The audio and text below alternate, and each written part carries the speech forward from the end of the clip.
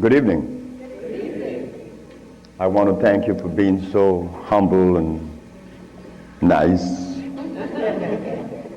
considerate to come out here and listen to what I have to say. But what I have to say is mine. It was never mine. It's ours. I never believed that I would find myself in front of an audience having to talk about a subject that we all once knew. A subject that is as old as creation. And if you want to see what I'm talking about, we have to just take a look at the zoo. The zookeeper doesn't feed the gorilla the food of the polar bear. Am I right? So how come we eat the food of everybody?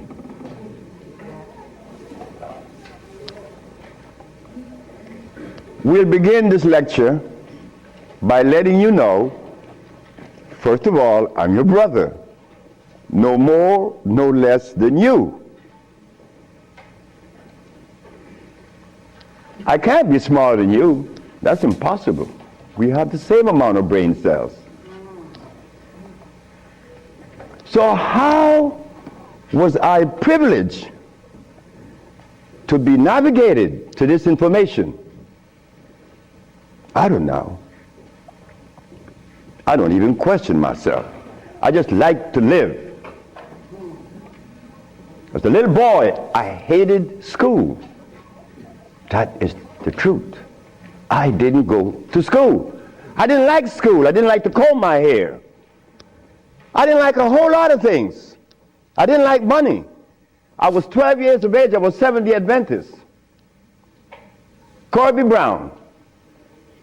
We left that afternoon from the church. It was the 13th Sabbath. I said, Kirby, how did you like the lecture? I didn't. I said, why you didn't, Kirby? Because they talk about Solomon. I want money. I said, Kirby, but when you have wisdom, you have everything. Well, I don't know what wisdom is now, nor then, but I knew that money was not my pursuit. Kirby said, I want money. We were 12 years of age, 1945. I'm 72 years of age now. In 1994, a young man by the name of Tom Flowers came to me and said, guess who is coming tomorrow? I said, who? Kirby Brown. I said, well, if I remember correctly, Kirby said when we were 12 that he wanted money. I hope he made millions of dollars. I don't have any millions. I don't even have $1,000. Which I don't. But that's okay. I lived. I found that avenue, or it was shown to me how to live. Not to read books. Because everybody reads books. But yet, society is deteriorating more every day. Everybody reads books. The brother called the other day on the radio and said that he asked about corn, right? Corn? He read books. He said that the text, the Kemetic text showed him that corn is good. Well, he better examine his text because corn was made by man. But anyway, Kirby said he wanted money. That was a Thursday. Tom Flowers said, Kirby is coming tomorrow. So I said, well, if Kirby didn't make his millions, I'm going to remind him that we are alive. We are alive. Kirby didn't arrive. Kirby would never arrive. They had to take axe to chop the hotel door down. Kirby died of a heart attack. Kirby weighed 390 pounds. Because he wanted money, he became a cab driver in New York. I didn't want any money. I didn't want it then nor now. Because it's not important in your life. It was never important in our lives. The Maya shows that. The Maya built pyramids. The Maya lived for millions of years in the jungles of Central America. No money. The Africans? How long did we live in Africa without money? Since creation. Now they tell us we need money to fight AIDS. Brothers and sisters, we are at a deficit, a tremendous deficit, a deficit that if we do not pay attention, I'm glad I did. I'm glad I did, because I remained that obedient boy that just lost his mama 4 days ago.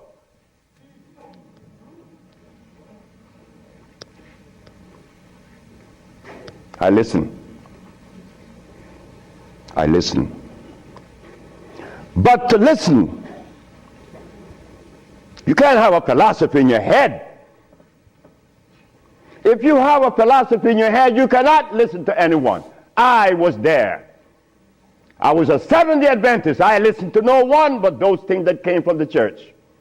Well, if I was to listen to the church today, the Seventh-day Adventists, I'll be eating tofu. I'll be sick. You see? I'll be eating tofu. If I had gone to school, I would have become a medical scientist. I wouldn't have been able to cure AIDS, because they do not. They don't cure AIDS. If I had listened to all of the philosophies of Europe, I would have never been able to find the answer to the cure of diseases. But today, I'm going to share with you the African wisdom, the African brain, the African genesis, the African resonance, something that was never taught to us in the schools. Well, why should we expect the school to teach us something that would enhance our growth and save our lives? Why should the school teach you that? When in history has there ever been examples to show that one race of people is indebted to another? That has never been. Then you tell me that the white man is a bigot. The white man was never a bigot. He was never a discriminator. The white man is a person that obeys the first law of nature. Self-preservation is the first law of nature.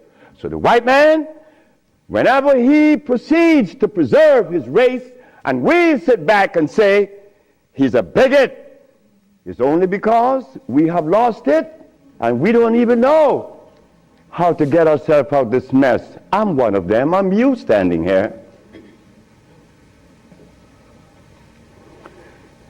But one day, it was to be that your brother would be shown something that would change the profile of things. I left my country, where I was born then. In 1953 to New Orleans, I became a merchant seaman. I was 20 years of age. As a merchant seaman, I became an engineer 5 years later. I'm a steam engineer. Don't ask me how I did that, because that's going to baffle you, because I've never been to school, and I don't read books. I don't read books now, nobody's book. I'm not even going to read my own.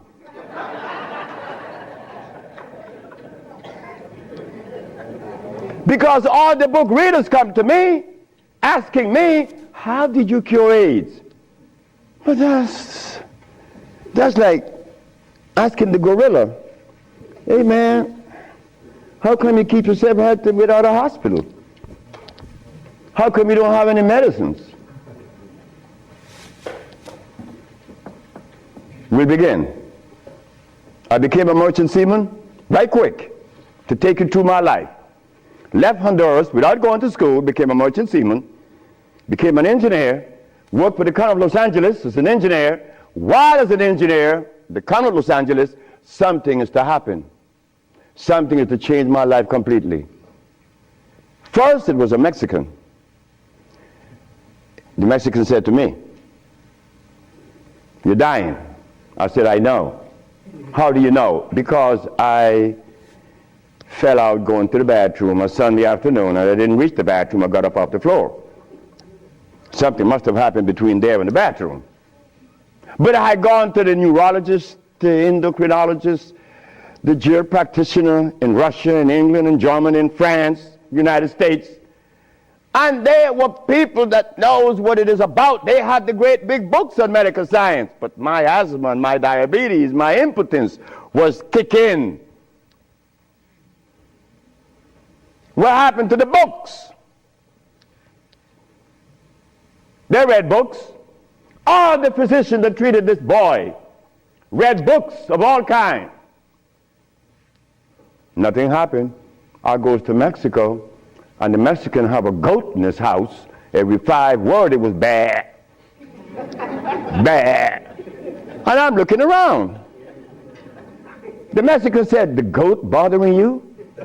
I said, "No." "You're dying because you are disobedient." Then he brought the Holy Bible. "Honor thy mother and thy father, that thy days may be long upon the land." That's in the Bible, isn't it? But how could we honor our mother and our fathers when we don't even know what they were about? You don't tell that to an elephant to honor his mother, because when he's born, he follows his mother and watch what his mother eats. Do you and I know what our mothers ate in Africa? We don't know. Yet we dialogue. We dialogue on this level of intelligence because I know Plato, I know Aristotle, I know all about Diogenes, but you don't know what your mama ate. So everything that you talk about means absolutely nothing. So you see where they have us at a deficit? That's why we need each other's. Now, when I became an engineer, the Mexican said, "Stop eating. Don't eat anything." For how long? 3 months. I said, "Are you crazy?" He said, "No, you nuts." You ask me if I'm crazy. You've been eating garbage for 30 years. You've been eating garbage. And I'm going to remove the garbage for 90 days, and you ask me if I'm crazy. What was I eating? Hog maws, chitlin, neck bones, crackling bread, Lorne in New Orleans.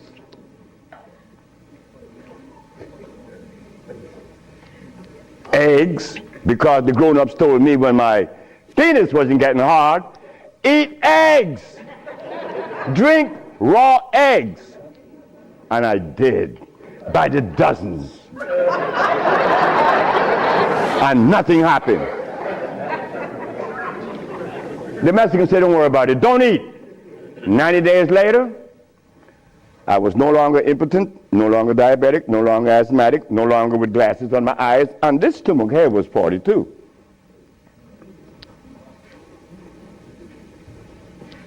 What happened to the science that the physicians were using, medical science? It didn't work, isn't it? But it worked with me. The herbs work with me. This Bible says,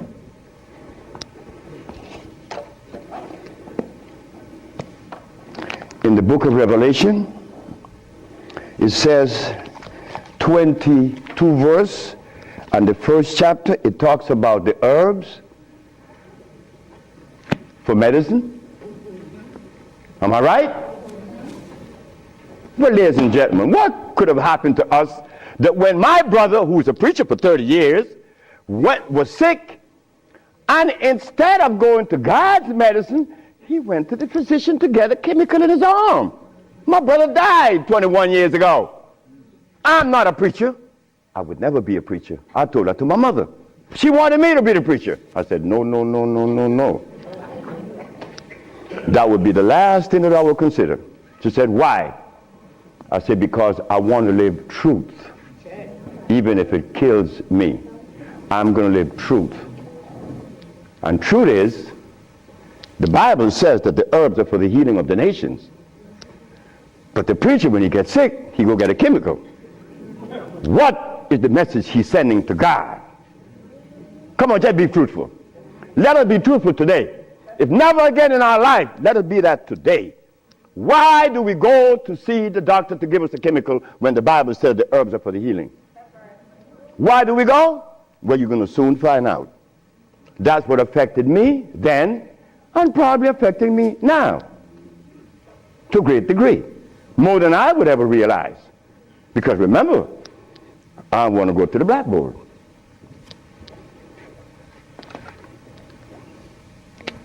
Roughly speaking, Africa. Way overhead, we put America.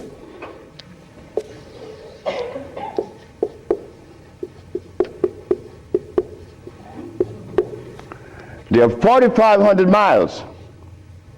What happened between here and here? A lot happened. You see, when we were here, without the mathematics, without the ABC, without the sciences, when we were here, we had something to our advantage that we no longer have here. We are blind here. Here we weren't. We were seeing. Why? Because God provided us with everything we needed here. And none of it was comfrey or rice and beans. There were no tofu. There were no soy there. There were no cows. And there were no hogs, no chicken. There were no flour. Those things didn't come from Africa. You see rice and beans and flour and cheese and meat and the starch that you eat, they all came from right here, from a laboratory.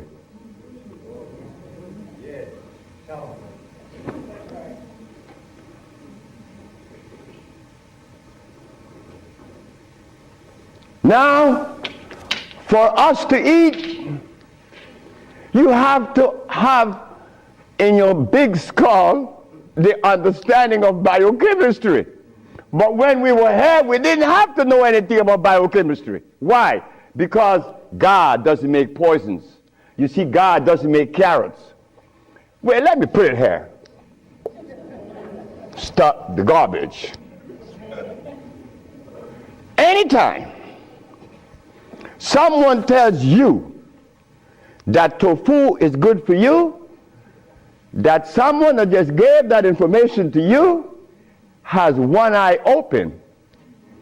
But he's confident that when he tells you to eat carrots and you drink it, you have both closed. So a one-eyed man is king where everybody's blind. But the one that recommends the tofu is only half seeing. He's blind. He got one eye open only. But he doesn't know it. Example. Before we get into the real lecture, pull this out. This is how people take privileges on us. They don't care about us.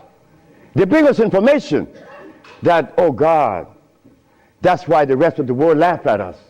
Because they know that we have both eyes closed. Here it is. Moringa. Moringa has 23 times the iron in spinach. Spinach has iron? No, because spinach, let me take my time because there's a whole lot of information. I don't want to jog it up.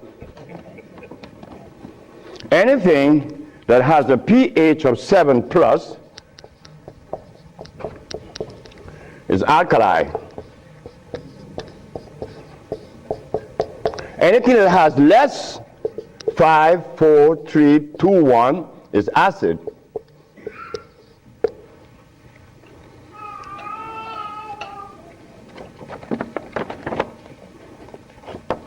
Spinach.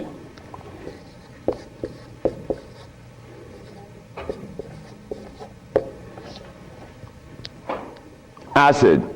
Why compare moringa with spinach? When spinach has a starch base, it has no iron.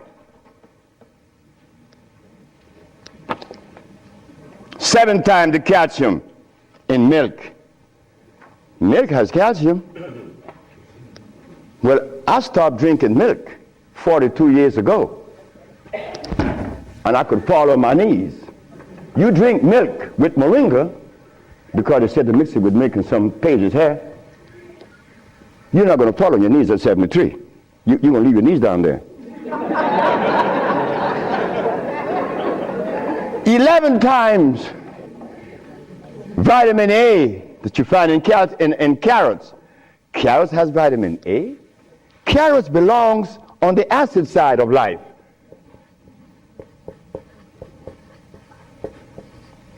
So right there, and they send it to mix with carrot juice. Why would they do that? Then up here, they talk about the Ayurvedic system of medicine recommends moringa. The Ayurvedic is Indian. The Ayurvedic system of medicine recommends cow milk. The Ayurvedic system of medicine has never cured any disease, nor moringa, nor any other system in the world. You know what this is like?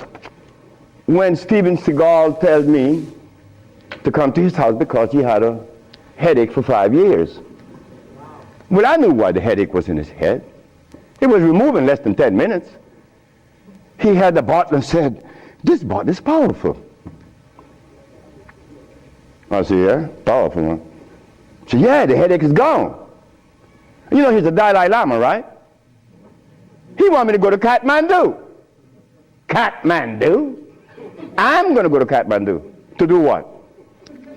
Talk to lamas. Lamas for what? What am I going to talk to lamas for? They couldn't cure your headache that you had for 5 years. The lamas need to come and see me, not me, the lama.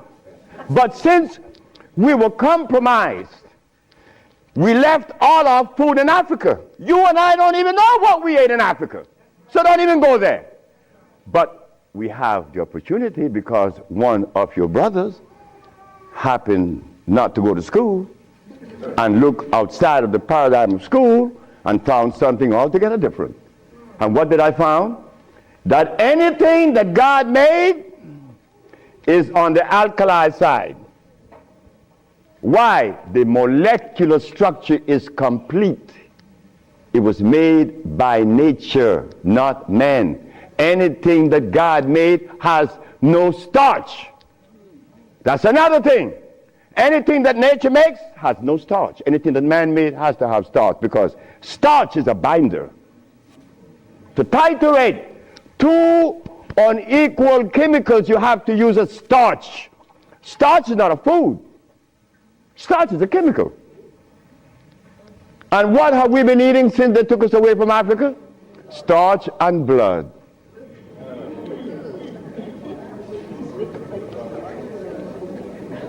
Starch and blood. We didn't eat blood in Africa. Gorilla doesn't eat blood. He eats leaves and berries. But gorillas are sane. They listen to each other, and they have a society well put together. Well, Sebi, when he became the engineer, and he found out that the pH value of things had a lot to do with healing and the properties that's to be used, I was happy. I used to run home. Guess what I found?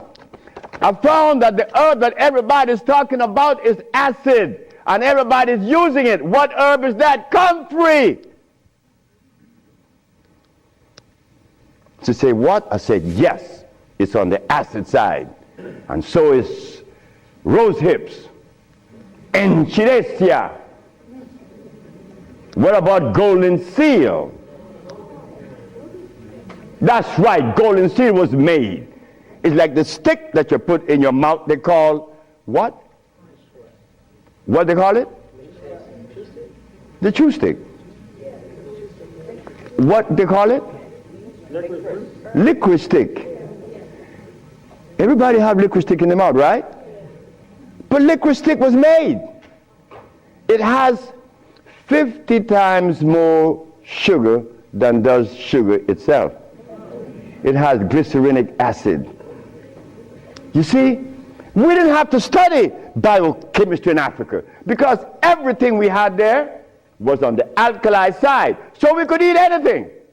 But when they brought us here,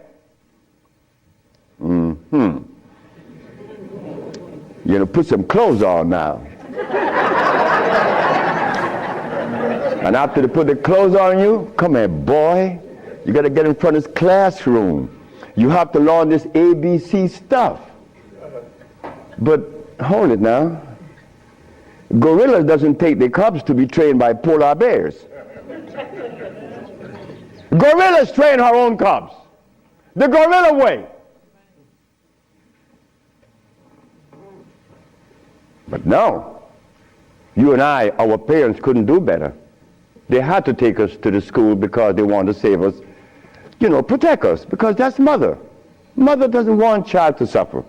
So mother was shown that if child didn't go to school, they'd be illiterate, and the society is made up where you must go to school if you want to buy a Mercedes. But in our society, school, what you mean by school? We don't have such animal. We build things. And those who've been to school can't even build the pyramids today. Not in Honduras, not to mention the pyramids in Mexico. They're 4 times the size of the pyramids in Egypt. Oh, yes. I know Ben joking and didn't talk about that. But that's okay. Because he needs help like I need help. We all need help.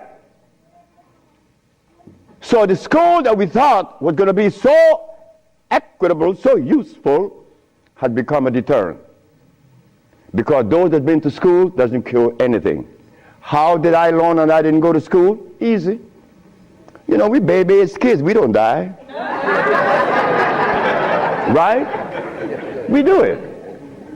I'm not wiser than you. I may be more mischievous than you.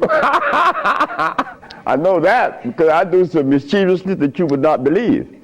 But anyway, as an engineer, I went to work one night and I began to test herbs. And I begin to see that all the herbs that you guys are using are acid, every single last one of them, except for burdock, yellow dock. They're natural herbs. And the other one, which is the red clover, that's a natural herb. They're alkali. They're very good. So I begin by compounding herbs from all over the world. And lo and behold, a blind man was killed named Mr. Fredericks. Then the Japanese, Fred Takashita's wife, was killed of endometriosis. She had a baby. She was never supposed to have a baby. It's a white lady from Utah. My boss brought his daughter and his brother with ulcers. They were killed. The boss came to me one afternoon and said, "So you're going to leave me?" I said, "Yep." He said, "You're going to leave me? On your resume, you said that you didn't go to school. And the only reason why I hired you is that I was curious to find out how could a man have an engineer license, never been to school. I wanted you to fail. But instead, you did something that is extraordinary.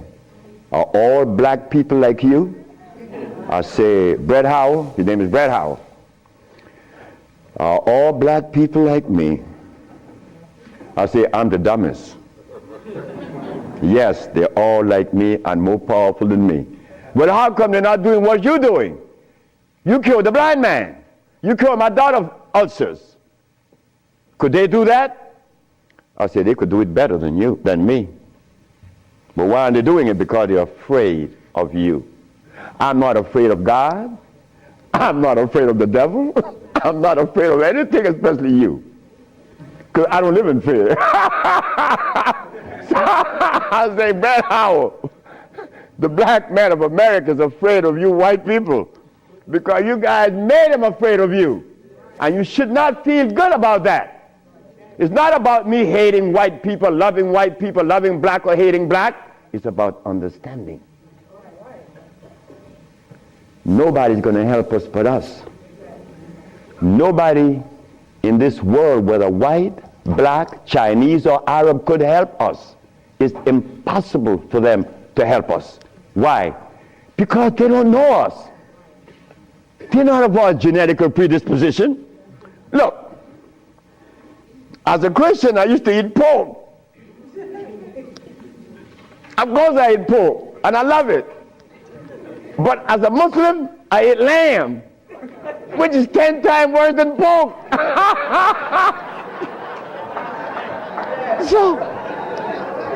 So what do I do? Who do I turn to? So after I quit my job, the boss said, wait just a minute, because I think you're crazy. You're leaving your job as a steam engineer in 1980, when herbs in 1980, I'm making $2,900 a month. I'm going to leave my job with 10 years seniority to come after some herb that you didn't like. Why did I do this? I had to do it. It wasn't that I could see that far. I can't see beyond my nose. Talk about years ahead. But I had to quit my job. And I had to question myself, why am I doing this? But I did. And 1980, the boss is looking at TV, 1987, on the 10th day of February, and he see CNN, Alfredo Bowman, a.k.a. Dr. Sebi, is arrested for practicing medicine without a license, selling product approved by the FDA, and claiming to cure AIDS and other diseases, which is a fraudulent claim. The boss saw that. The boss' wife is in the bathroom because he told me the story himself. He called her out, come and see the man that's arrested. If he says he cure AIDS, I know he cure AIDS, because Bret Howard knew that I would never compromise myself to a lie. When I talk, I know what I said is the truth, but I also know that in America, you could also be dead right. But it doesn't matter.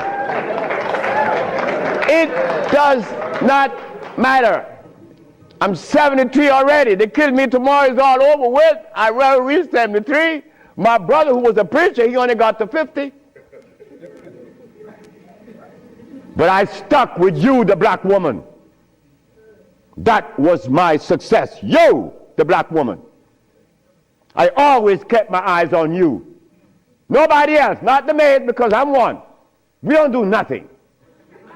We can't do anything. We need you. Because it is you that held our hand. It is you that breastfed us. My mother breastfed me for only 4 years.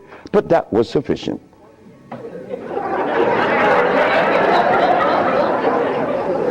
In 1962, two statements was made in a barbershop. 1640 Claiborne Avenue, New Orleans, Louisiana. Timothy Barbershop. Tim Barbershop. Ernest Moriel walked in there when he was a lawyer. And every time Ernest came in the barbershop, we used to jump on Moriel. I mean, we used to kick him around the place. Moriel said, you see you niggas? One day, I'm going to become mayor. And I'm going to remember you, Alfredo. That's me. The big mouth. I'm going to have you in jail. Ernest became the mayor of New Orleans. I was in Los Angeles, and the most hurting thing in my life was when I heard that Moriel had passed with asthma, a disease that I used to suffer with, that I was cured of in Mexico, and that I have addressed so many times. Moriel died. Ernest Moriel. Then another statement was made by me in that same barbershop. I said that I would give the black woman a gift.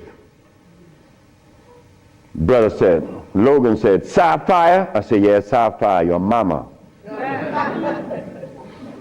I said, she was the first, you came out of her, she held your hand, she teach you everything about the basic things of life, and then she cut you loose. Now she worth nothing, she's Sapphire. I'm going to give her a gift. 1962, that statement was made. But 1962, I was sick. I had asthma, I had diabetes, I was impotent, I had everything under the sun. But in 1964, I was cured, and years went by. Then I found out this is the gift to the black woman. The healing that I found is in your hands now, black woman. Yes, it's in your hands. So in 1987, I was arrested. And while I was in jail, I was the happiest man in the world. Because when I was 40 years of age, I was going to work, and I passed by Miss Louise Wright's house on my right, and I made a statement: I'm going to help humanity. And here it is. 1987 is the showdown. I was arrested. All of the people in New York that were healers, I don't need to call their name. They said, yeah. They got the big mouth.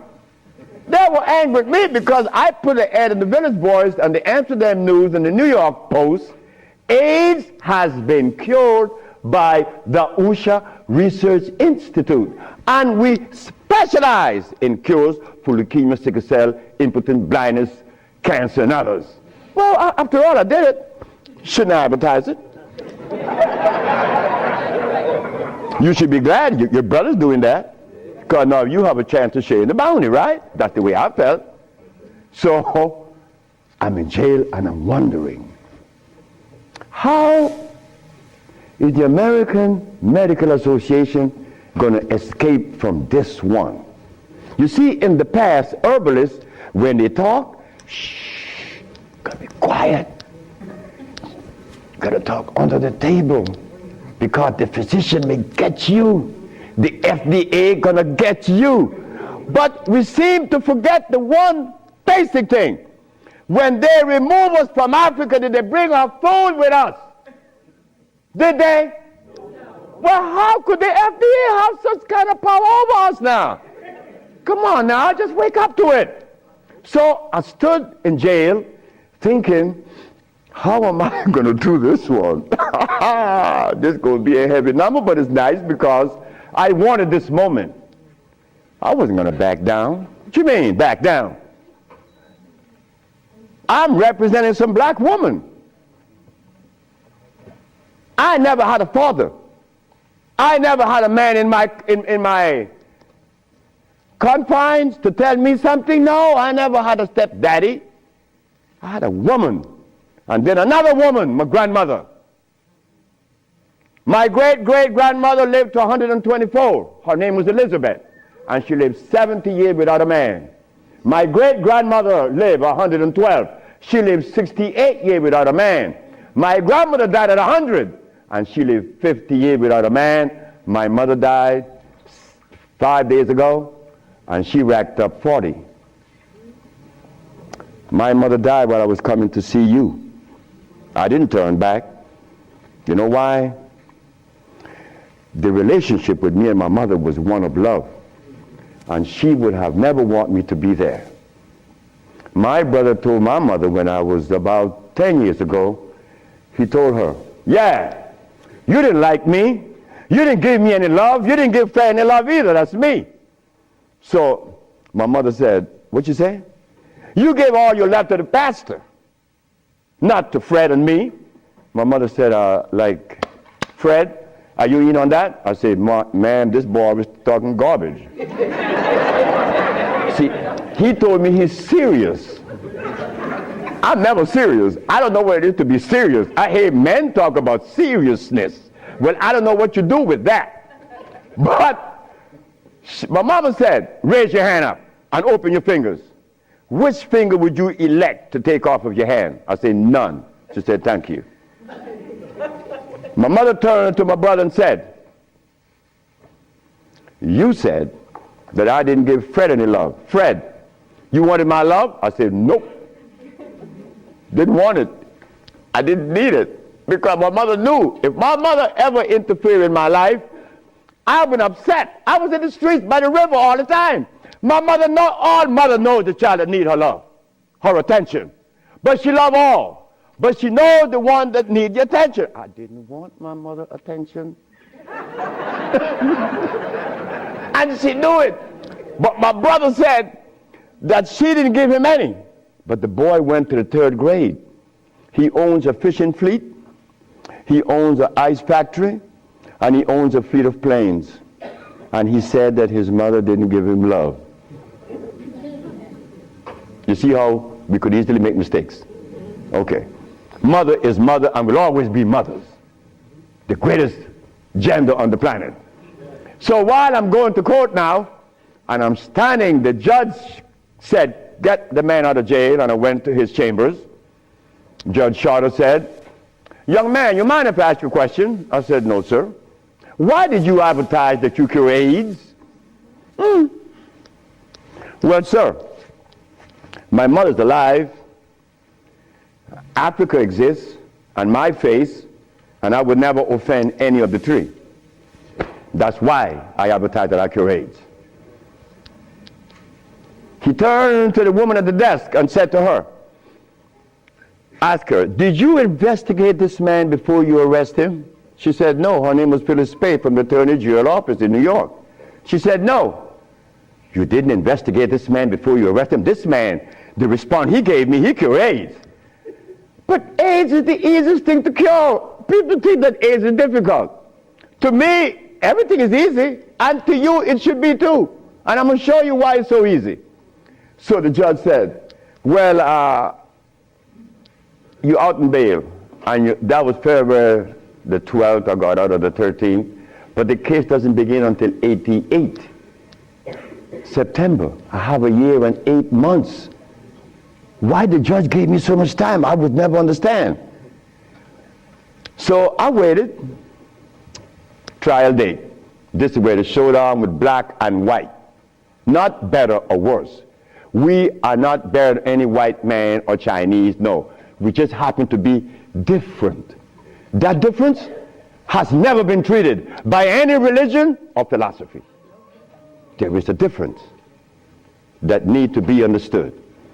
So while I went into court, the judge said, well, Dr. Sebi, will you please begin? Where do I begin? Begin where you say you cure AIDS, and the physician said there's no cure. The physicians are 100% right. There is no cure for AIDS or any other disease. The judge said, just a minute. There's a contradiction here. The newspaper says that you cure AIDS. Then you agreeing with the physicians. That's a contradiction. No, it's not. When you're limited, it is. But when you leave out the box, it isn't. She said, help me. She said, of course. The physician take the position that there is no cure for AIDS or any other disease, and the physician are 100% right, according to their philosophy and their perspective. Their medicine didn't show them a cure. So how could they say that there is a cure? But the perspective that prepared me, there is cure for AIDS and every other disease.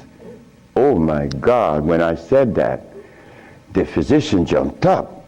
Your Honor, Dr. Victor Herbert said, Your Honor, what other perspective could there be? After all, you know, this patent on us, the FDA has a patent on us. You cannot talk. The FDA talk, you shut up. Oh yeah? Well, I'm going to find out. So, the judge said, what perspective is yours? Dr. Victor Herbert, Dr. Bonanno, and Dr. Christopher said, how could there be another? I said, there is another, Your Honor. And what is the other? The African bioelectric cell food. I've never heard of such a thing. That's what the physician said.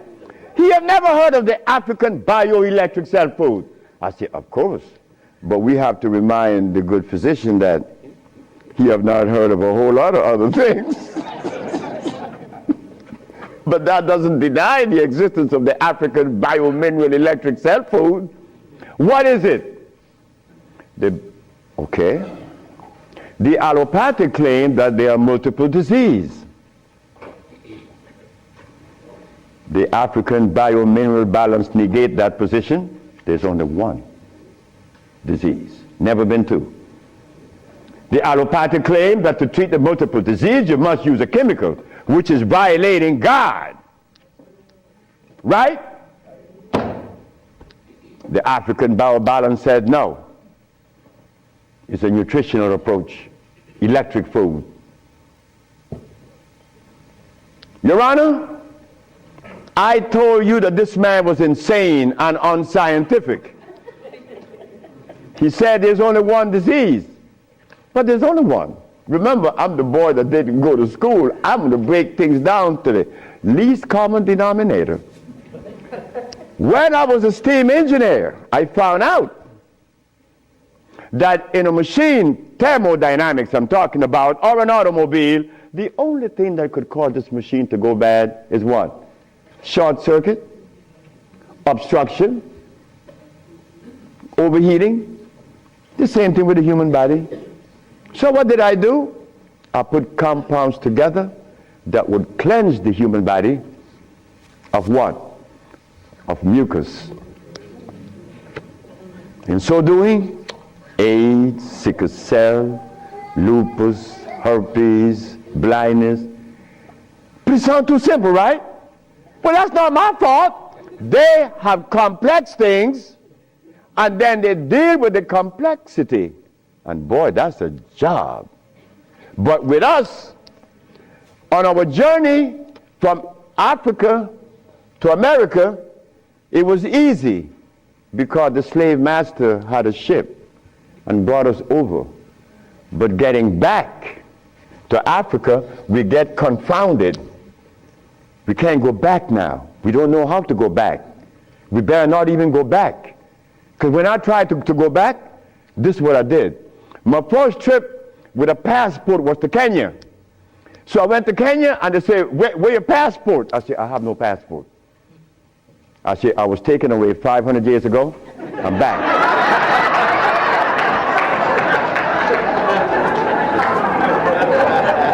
When I left, I didn't have any passport.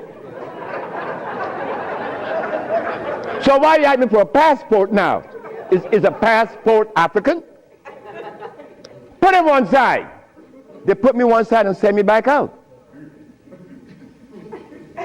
But you think that was bad? That wasn't bad. Wait. May I have that? I go to Africa. I go with my wife, and I said, well, boy, I'm happy. Girl, we're going to liberate Africa. We're going to do something for mother country. I go and I saw Dr. Parinyatwa in Zimbabwe. I said, Dr. Parinyatwa, I think your problems are over with. Not only Zimbabwe, all of Africa. Here is Hospital Vicente di Antoni, is an Italian hospital. Department of Blood and Laboratories. HIV positive on the 25th of November of 1993. 17th of January of 1994, HIV negative. This boy named Alfeo Lagos, this from the Red Cross, the Honduran Red Cross. It says here that this boy, it doesn't show any date of which he contracted AIDS. Why? Because he was born with AIDS. But down here it says he's negative on the 19th day of January of 1995. Another one. This one caused a laboratory to call for me. I thought it was funny. This is the next one, the other one. His name is Alex Suarez. On the second day of January, this boy of August, he found himself with HIV positive. On the 19th day of August of the same year, 17 days later, the boy is no longer HIV positive. So they called me for what? I don't know. Because I know they're not going to change it. Now, this one you're going to like. This one is from the San Diego Public Health Laboratories. It says here that this man has a HIV-1 RNA 26,205. The boy was supposed to be dead at 25, right? Just go to the other page. 6 months later, he's less than 400. He was killed at 15. So anybody want to read it? Because I could be lying, because that's the way we think. But here it is. No, that's possible. I could be lying. Here, young lady. So, curing AIDS, brother and sister, look, that's the easiest thing for niggas to do. We could do more than that. Curing AIDS, to them is big thing. To us, it's nothing. You understand? But now, here is where this little carpet comes in. Where did I put it? The blood, no, no good. Here it is.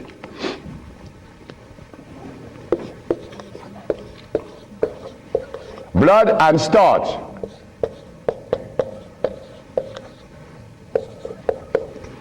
Blood and starch.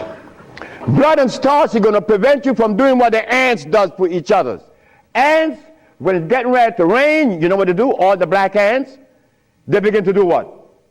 Cut the leaves and take them to their little nests. Ants doesn't eat leaves.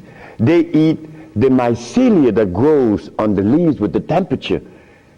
They are farmers, but they provide when it rains. Red ants does the same. But we black people, we can't do that. Because when your brother showed the world that he cured AIDS, why didn't the African countries jump on it? All the African people eat is blood and starch, nothing else. But that is the Africa that you and I dream about. The Africa that we want to save. The Africa that we all love. I found out that there is no president in Africa that is interested in the cure for AIDS. Not one. No, I'm sorry. Only one. I'm not going to name the country because I may jeopardize the country. Because the one thing I learned, that when you begin to talk favorable about a country or individual, they're going to soon get him. That is a fact. So I cannot talk about the country that said to Dr. Sebi, Dr. Sebi, whenever you want to return to Africa and begin this new empire, you have 5,000 acres of land and 6 hot springs. I don't need anything else. Hot springs? 5 hot springs with 5,000 acres of land? We could grow food. We could make the best dress. I said, sir, I am not going to come to your country unless I'm able to grow marijuana. He said, marijuana? He said, wait just a minute. He said, I can't do that. I said, well, the compounds I've been giving your nephew that was autistic, that now is talking, was marijuana. And as for you is concerned, when I came here, you weren't walking. You were dying. Now you're running up the steps in the presidency. Yes, marijuana. That's a God's product. That's not cigarettes. You see what happened? My brother used to smoke cigarettes, but my brother didn't know that the tobacco that he was smoking was artificial. God didn't make that. But marijuana, God did make that. So it must have been a good reason why I was told in school that everything God made is good. Well, I know that. I live that.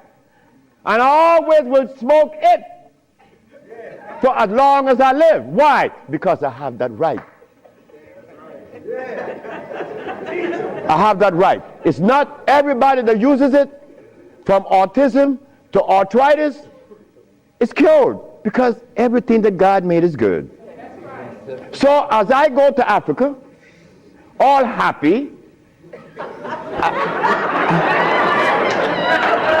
I came back with my tail between my legs, because it ain't happening.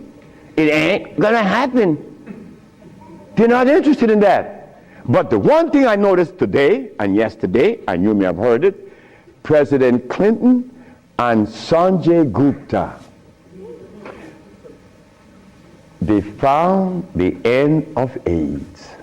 How could they find the end of AIDS when they have not found the end of diabetes, the end for sickle cell, the end for any disease? But they're going to tell us that they're going to bypass these lesser diseases and jump on the major one, and they got the cure for it.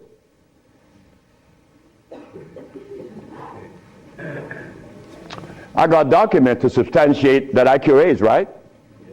So what's up? Still. What's up? Well, I'm going to show you what's up. When I was in Zimbabwe, the Department of Health said, why do you come to us saying that you could help us? And your leaders in America didn't help you. My leaders in America? What do you mean by that? They mentioned Minister Farrakhan. I said, just a minute. I don't follow any man. I follow women. And I don't follow sick people. Because if I follow sick people, then I got to be sicker. I go to Brazil. They say, why don't you, if your leaders didn't help you, why should we? I say, my leaders, again, they brought these leaders in front of me. And they mentioned something like Al Sharpton and Jesse Jackson. I say, oh God. I say, why you all ask me about these people? I never knew of Jesse Jackson or Al Sharpton or Oprah Winfrey promoting something that is equitable and good for the black community. That's never been. What they could do is march. That I know. But why do you ask me about it? I'm asking you, why can't you incorporate this in your repertoire? You said me, I have no leaders. My leader's my mama. The biggest testicles on anybody I've ever seen, they was on my mama. So don't ask me about leaders. I don't follow leaders. I never was part of that thinking. I don't need anyone to lead me someplace. So now I'm asking you, what do we do now? I cure AIDS. Are you going to call Oprah? You don't need to. She could advertise 1 million pieces, broken pieces, right? But that's fine. But she cannot advertise the cure for humanity. But there's one little dude that got himself in trouble. And he was totally unaware of what was going to happen. This little dude, I'm home with my wife, enjoying myself, a Sunday afternoon, looking at TV, somebody threw a rock on my window. It's Randy Jackson. What did you want? My brother want to see you. Your brother? Michael? Okay. I went. Well, he's sick as hell. Well, I treated him, and he got cured. He saw it, and he was encouraged to take me to the Rayborn building on Capitol Hill. Oh my God. This is going to really confound you. Michael Jackson took me to the Rayborn building on Capitol Hill on the 31st day of March. April. No, of March. March. It was March. 31st day of March of 2004. I said, why are you taking me there? Because you cure AIDS.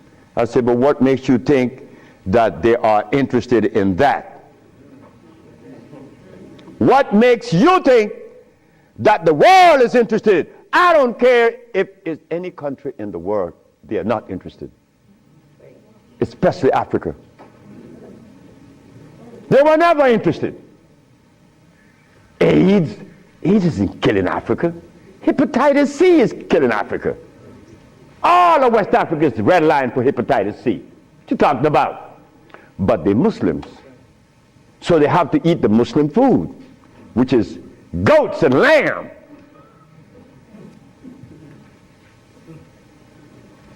Go tell them that the Arabs played a trick on their brain. You cannot do that. Me, I remain the son of the jungle woman. The jungle woman that didn't have any clothes on. Yeah, I am her son. I stuck with her and she liberated me. You have to hear this. One morning, I woke up and I heard the music that was playing. You know how you turn your radio on and you're sleeping, but the music on the radio would influence you, and you dream that you're seeing the artist is playing, right? You ever had that happen to you? This morning, I'm listening to John Coltrane. 4 o'clock in the morning on channel 850 on the TV. I'm sleeping, and I'm hearing John Coltrane playing Interstellar Space. But then something was happening while this music was playing. I was looking at a black woman doing this from behind a tree. I woke up, and I didn't know how to interpret that dream. But then I was leaving that morning for Los Angeles. As I got to the airport, the governor was there. The governor said, "That's him. That's the man that cured Alcida of leukemia. That's the man I'm talking about." The governor had a lot of people around him. So I went. I was leaving for Los Angeles. He was leaving for the capital. He didn't know that we were going to meet that morning. So they was talking to me and asking me questions. Finally, 2 men that were standing away from me, they were white men from the United States. They came up to me and said, "Well, we have heard of your miracle cures." I said, "Sir, I don't even know what a miracle is, especially perform one. I just happen to cure leukemia. That's not a miracle. To you it may be. Because your school of thought have you to believe that curing these diseases is one great big feat. No, it's simple common sense. I'm an African. Now this is where the naked women are going to come out. They said to me, "We have heard of your miracle cures, but have you been saved?" You see? Right there, I consider that an imposition.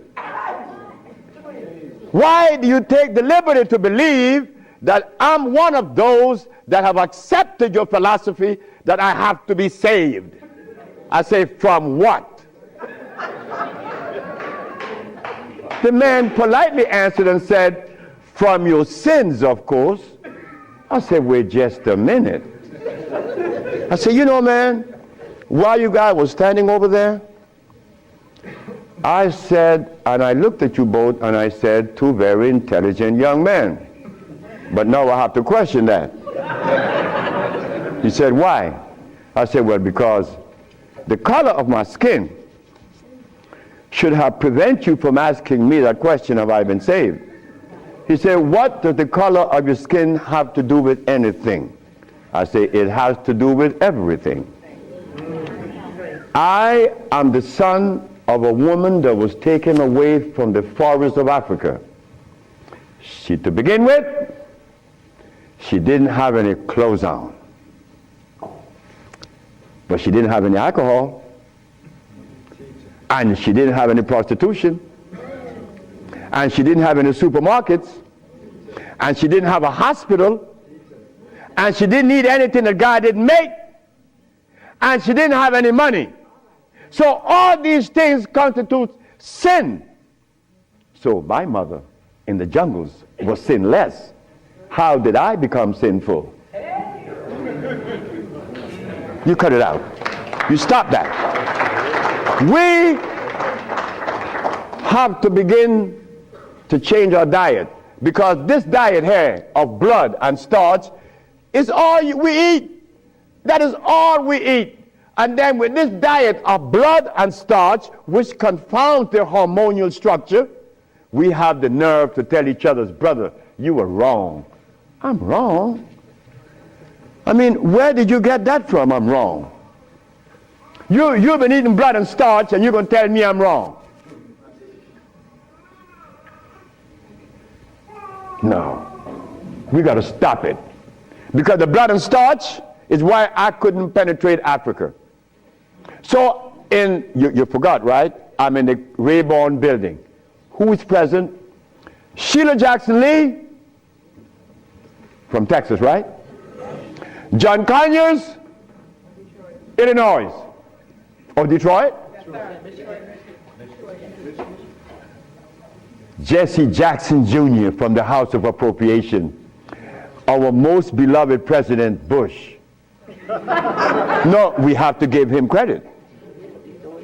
And no African government ever given me the privilege to practice herbology. Bush did.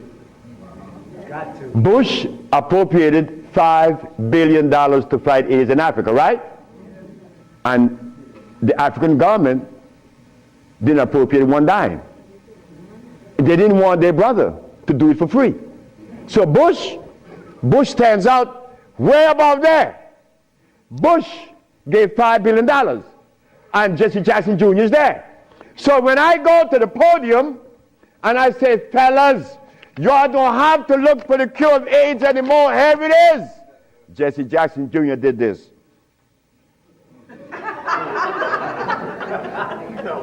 I said, I'm going to talk about this. I have to write about this in my book.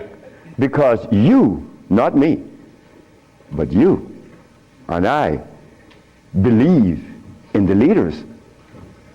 We hope that they could do something, right? Well, they had a chance. So 17 African ambassadors. Only one came to me from Mali. The only man came to me and said, Dr. Sebi, I have to respect your position, and I appreciate your position. You have proven that you cure AIDS, and I would like for you to go to Mali. But that's not the country I was talking about previously. He just presented himself that day. But Jesse Jackson Jr. didn't tell you that I cure AIDS, right? He didn't tell his daddy either, isn't it? And Miss Sheila Jackson Lee didn't talk about it, right? And so did John Conyers. So who gives a damn? You see? But that's good. That's good. We don't need leaders, isn't it? So we're going to do it. Because we're doing it now. Because those black women I'm talking about, there's one sitting there. They are going to tell the world we cure AIDS. But last night, Clinton and Sanjay Gupta is on CNN talking about the end of AIDS. How about the end of sickle cell? How about the end of lupus? How about the end of herpes? How about the end of blindness? They didn't find those, but they find the end of AIDS. How is that possible? Are we going to buy that too? Are we going to let them continue to say that there is no cure for AIDS when your brother is curing it? So we are guilty. We are the one that's guilty, not the leaders, because they're sick. All the leaders are sick. You can look at them and tell they're sick. So we have to forget about the leaders, right?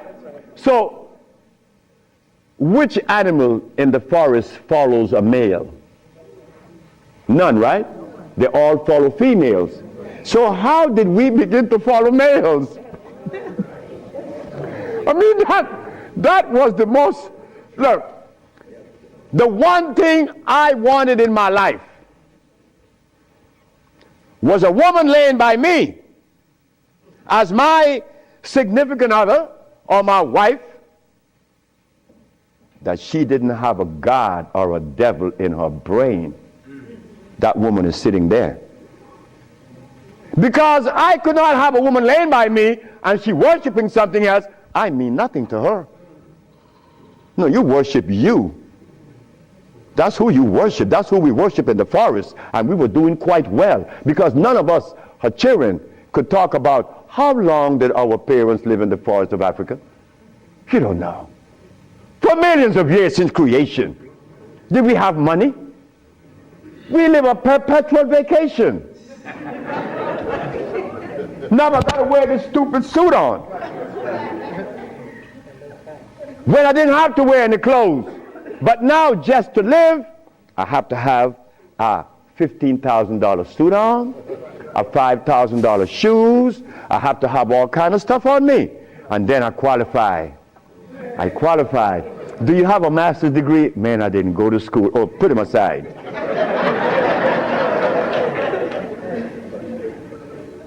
So in essence, there's no one on this planet that is interested in the cure for any disease. None of the leaders, none of those who are talking, they are not interested. It was simple. It was understanding that is alkalinity that cures, not acidity. And any healer that comes to you with these things, like adding carrots, like moringa, it says here, one of the things that I are careful with, it says here, if you add carrot juice with it, it's going to help you. But just a minute, carrot was made by some dude in Holland. It's very acid. So this moringa knows that you have both eyes closed, so I could sell you anything. We don't want that anymore. We don't want to tell stories anymore. We don't want to protect the stories anymore. But you see what happened? When you have been healing or call yourself a healer for 20 or 30 years using comfrey and rose hips and recommending tofu, and someone comes on the set and says that you may not be quite right, man, you get off there. You begin to get crazy. You begin to go crazy on that person because you have invested 30 years and people know you, and now you can't turn back and say, I was wrong. Well, I was wrong. And it was one little lady, 94 years of age, named Mrs. Holloman. I was along with the rest of the healers. I was reading these books by Jethro Kloss, Alma Hutchins, Indian Herbology of North America, Myers, Christopher, also this other named Shooks. And they all have calcium in it, so I had to believe that, right? And I went to Mrs. Holloman and said, Mrs. Holloman, you got to drink carrot juice. She said, sit down, boy. I think you're crazy. I think you're out of your mind. I'm 94 years of age. I don't wear glasses. I don't need you to come and tell me to drink carrot juice because I know that carrot is a poison.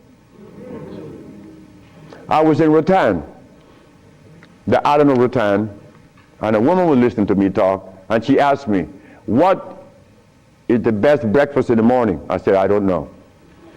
She said, a glass of hot water. I know she was right. The sister was right.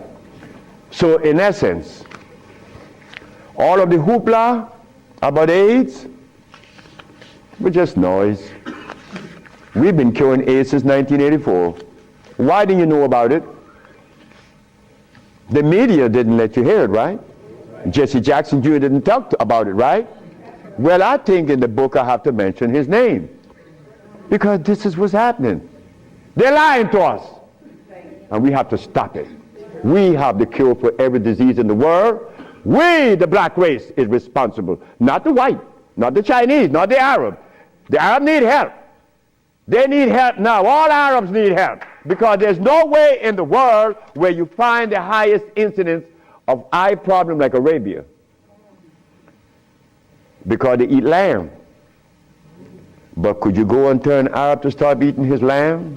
It's like going to tell someone that uses cocaine, stop. Then you're crazy. Like going to Africa and tell a Maasai, hey Maasai, you only live 47 years, man, and you're going to die because you're eating raw blood and starch. He going to chop your head off.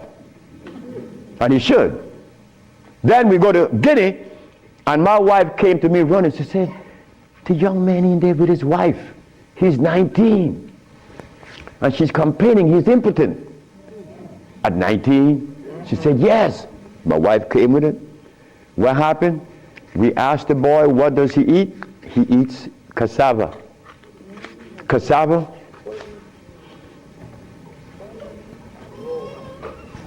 We say raw? Yes. Go to Guinea. It's a what? Cassava.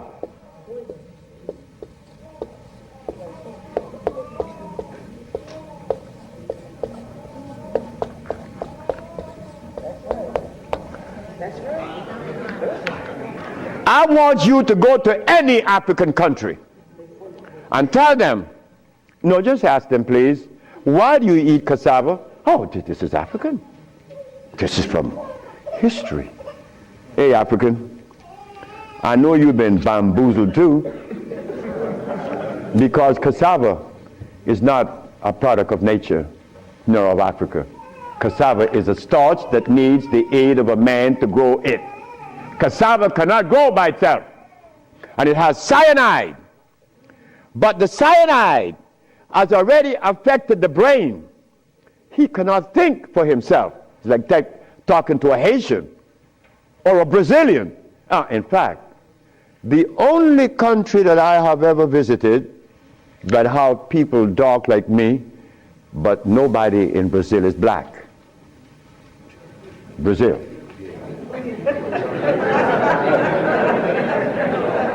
If you go and research the census of Brazil, you will never find a black person in Brazil. Everybody is white. That is how much they have offended us, that we hate the very image that God made. Something is wrong. Something got to be wrong. Me,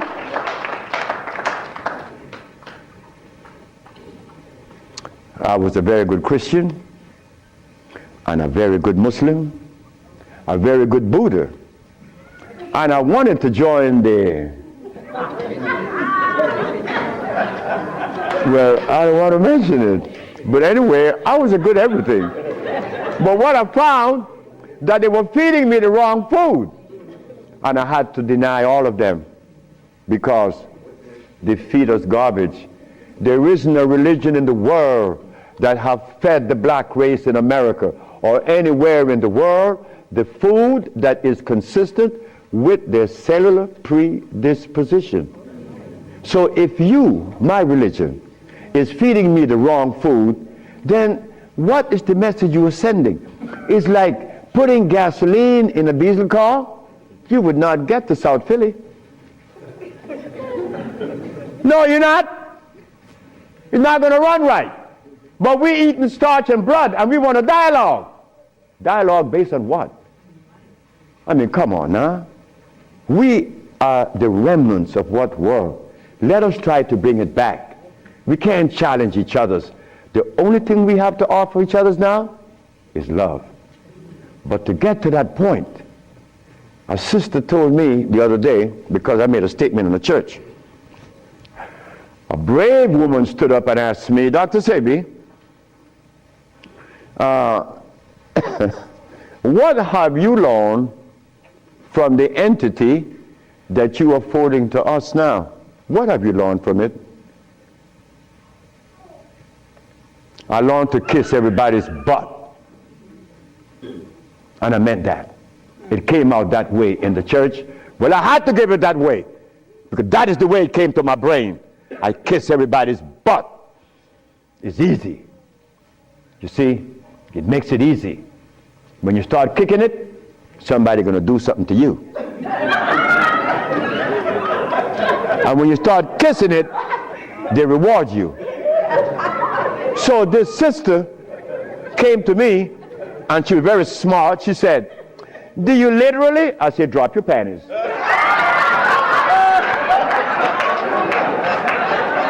Well,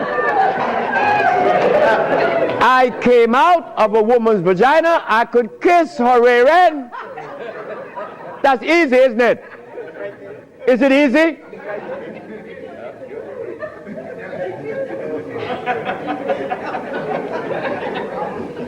See, I have no what you all call shame. I don't know what that is. I'm not serious. I'm not ashamed. I'm not a man. I'm a male. Beyond that, I don't know. You guys are men. I'm a male. I stay there. It's easy. So brothers and sisters, look, the deal is this. We have the cure for AIDS. Now you're going to get a chance to ask questions. So ladies and gentlemen, I want you to ask whatever question comes to your brain. Feel free to ask. I mean, please, don't you hesitate. Don't you feel that you have to restrict yourself. I know Brother Adis is here. He may ask a few. I'm glad to see the brother, you know. Brother Adis is a brother I've been knowing for years. Stand up, brother. And when I saw the brother the other day, I was very encouraged because the brother looks good. Yes, sir. I appreciate the brother. The brother looks good. The brother, I remember him and Sultan and Kwasi in New York. I would hope that Kwasi would come. And a bunch of other brothers. It was a bunch of us brothers. We were in love. New York was, look, we were in love. There was a love that we used to share that was so nice, so warm. But none of us, or all of us, understood that we couldn't follow anybody. Because if you start following one, you have to dislike the other group. But I'm a black man. I have to love everybody. I have to love Muslims. I have to love Buddhists. I have to love Christians. So if I have to love everybody, then I'm going to make it easy. I ain't joining nobody. Because I have to love everybody anyway. So it makes it easy. So now we go to the question. The sister and then you, another, yes. Good afternoon. Good afternoon. Is it necessary to circumcise the male child with the enzyme? Again, sit down. The sister asked, is it necessary to circumcise the boy, the male child? Well, who started that? Europeans. Who, my last little girl was born, I said, I told the mother, if this child is born and I'm not here, you will not cut the navel string. Okay? You understand? Listen to me now, Fanny. You will not cut this baby navel string. Okay. And I'm going to tell you how to do it. When the baby is born, you put the baby on your chest and let the baby suck your breast. The placenta is going to come right out. You put the placenta in a bowl and put some flowers on it. Keep the navel string attached to the baby until the placenta. 4 days later, it falls off the baby. You throw away everything. No cutting, no stress. No, it isn't necessary to circumcise, because I was never circumcised. It was you. Next. I've been treated by you before and was very successful with it. But I'm a backslider and I want to know, what is the cure for AIDS so I can get back on track? She said that I treated her before and that she was cured, but something happened. I don't know. She wanted to get back on track. And the next question about how do I cure AIDS? Well, I have a daughter now that's 21, and she's the key to beautiful things. She's the daughter of this woman. Her mother hated me, and with all rights. The woman was right. Oh God, she was right. I had 2 wives in the same house, and this woman is in love with me. Oh God, this nigga's crazy. He's a Solomon. Nigga, look, you are a jive, MF. Her mother cursed me out. She cursed me out, and I'm standing looking at Miss Margaret, and I could see the hurt in her eyes, because this woman is in love with this man that already have 2 wives in the same house. Boy, what do I do? And I find myself in this triangle here and don't know how I got in it. But years went by. No, she got a baby. She got pregnant. They kicked her out of the house. But that's okay. She had the baby, little girl, Zave. Zave grew up. Zave was 19. She cured her grandmother of diabetes. The little girl that this woman didn't want to come into the world grew up to cure her of diabetes.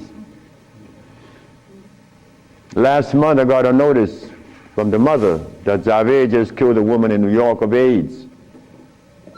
How do we cure AIDS? It's simple. we put the compounds together to address the mucous membrane, to cleanse the mucous membrane, to cleanse the bowels.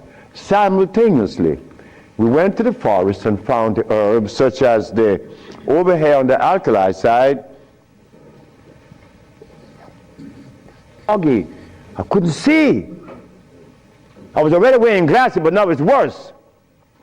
But on the 17th, 18th, 19th, on the 17th day I woke up, I was looking at the ceiling, and I remember feeling so calm, a feeling that I had not experienced in many, many, many years. I was calm. On the 27th day, I didn't hear the wheezing in my chest from the asthma. My diabetes, I couldn't find glucose in my sugar. But on the 57th day of fasting, of not eating anything, I had an erection. Why? Why? Aha! They drain out.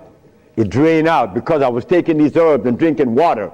Taking these herbs and juice and drinking water. And the body got a chance to do what? Cleanse itself. You see, it's easy. It's easy to bring back that happiness that we could love, that we could share. Instead of finding faults, I did an experiment. The lady said that her family had Alzheimer's. Well, I live in Honduras, among a group named Garifunas. Anybody here from Honduras? No, I know the Garifunas. You from Honduras? No, I'm hung out in Belize In Belize, okay. with the gorilla. My grandmother is from Cookie Tree, Belize. My grandmother showed me, look boy, the Garifuna people has been compromised so much so that they live far away from Africa. The Garifuna and the Brazilian are two groups. The closest black group to Africa is right here. Not even in Africa are they close to Africa. But the Garifunas eat cassava. They eat cassava. That starch, they make a special instrument that squeezes the cassava juice out. And they make sure that the hog never comes around, because if the hog drink that, he's dead in 2 seconds. The Garifuna people eats cassava, but they begin to talk to themselves around 40. And you could hear them, no, I'm not going to do, woman think I'm crazy. No, I'm not going to do that. And who's he talking to? He's talking to himself. They are a victim. They become impotent very young. But when you see them young, they're black, and shiny. And they're active, and they play these drums. But by the time they get to 40, the Garifuna has diabetes. He's impotent. He's sick as you possibly could be. But nobody lives to tell the story, like my wife always say. Next. Dr. Sebi, can we just take a break real quick? A break. Yeah, we have to change the tapes. A break, he says. We just begin this stuff. And then we can come back. That's okay, change the tape. Yes. That's okay. He's getting it. Hey, you come back. Where the bathroom?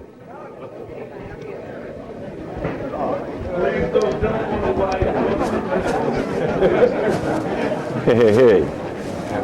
To run to the bathroom. Yes, sir. Run away from me, Dr. Yes, sir. Hey, long time no see. Where you come from, girl? How did you? You're still around, man. What you mean? What's going on? I'm only 72 years I old. thought you was in Honduras and that was it. Oh, And no. moved Wait, to let me go Africa to and the... that was Wait, it? I'm going to talk to you. Where's the bathroom? Oh, find out, because I have no idea. Where's the bathroom, brother? Yes, sir, my brother. Yes, sir, my brother.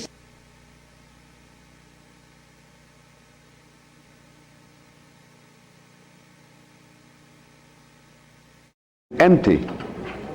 Distilled water has a pH of 7. It's neither alkali nor acid. So it will hurt you. So water has to be what? Spring. What is the advantage of spring water? It has all of the minerals. Scientists have recorded how many? 102. But let me tell you all something about that 102 scale. I went to Africa, to Guinea, and I went to a village named Fulamori. Fulamori is dry like the desert. But I was taken to Fulamori because I told the president of Guinea that Guinea had thermal waters, and everybody told me no, including him, the president. I say, Mr. Sacco, I'm very sorry, but I know that Guinea has thermal waters. Say, I am the president, and I'm from Guinea. You came from California. You don't know what's in. Sir, Guinea has thermal waters. How do you know? I said, when I got off the plane in Conakry, I saw some red rocks. Red rocks does not appear unless there's volcanic activity. And where there's volcanic activity, there's water. There's hot water. So he sent, I asked, who were the people in Guinea before, say, the French? They sent to the archive, the Department of what? No, geology. No water. The president said, you see, there's no water. There's no hot water in Guinea. I say, Mr. Sacco, who was here before the French? The Belgians. I said, could I go, or could you send someone to investigate? My wife and I was out in the street. We came home late that evening. We came home to find the president doing this in his yard. He's walking to and fro, but he had this paper in his arm. So when I came in the gate, I could see him walking to and fro. When I came in the gate, he said, Dr. Sebi, they found the thermal waters in Fulamori. I felt so bad. I felt really let down, because why should I have to leave California to go to Guinea to tell them of something that they had and they didn't know? Something wrong with that. Anyway, they arranged a caravan and they took me to Fulamori with her. This woman is crazy. You could look at her head and tell she's crazy. When she got to Fulamori, she saw where it was green and water is flowing, and it's so nice, you know, thermal water brings madness out of you. She took all her clothes off in front of 5 Muslim men. Jesus Christ. Her and another African woman got completely natural naked, as you all call it, and jumped in the water. We began to drink the water. When I took the cup and started drinking the water, Dr. Fadiga, Dr. Diaby, and Dr. Camara, these are doctors from Guinea, very humble brothers. They screamed out, Dr. Sebi, what are you doing? I said, I'm drinking water. When the secretary to the president heard that I was drinking the water at Fulamori, he said, you tell Dr. Sebi to fill a 5-gallon can and bring to me. Nobody would go around that water. This is in Fulamori. Listen carefully. Fulamori.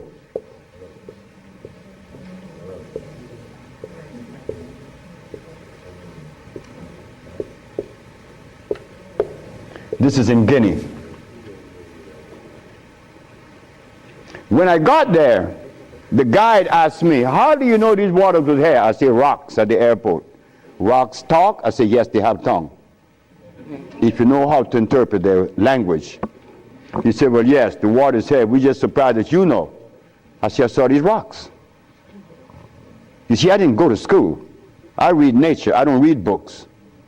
So when we came back from the waters, you know, we drank the water, we bathed in it, we ate the plant that was growing in it, which is the blue vervain was growing in it, and also other plants that we recognize.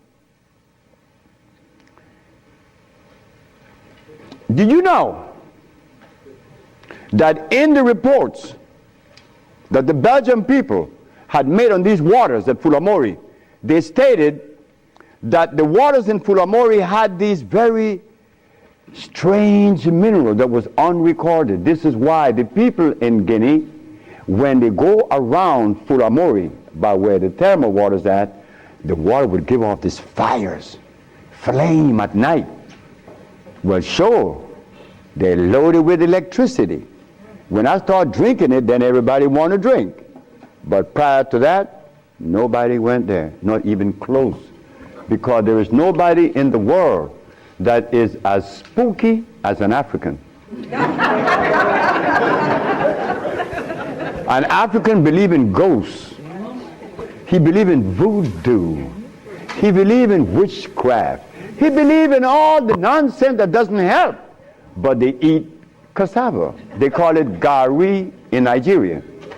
So, an old man came to Matun and said, Matun, my grandfather told me that one day a man would come to Guinea and teach them the use of these waters. And your husband, Dr. Sebi, we suspect is that person. So you will be back. Listen carefully. In Fulamori, they have to dig down in a well to get water, but well water is dangerous because it has too much calcium in it. It would clog your kidneys. Your kidneys become a filter instead of the soil. You have to drink water on top of the soil. Nature have filtered it, now you drink it. But if you go down, it's dangerous.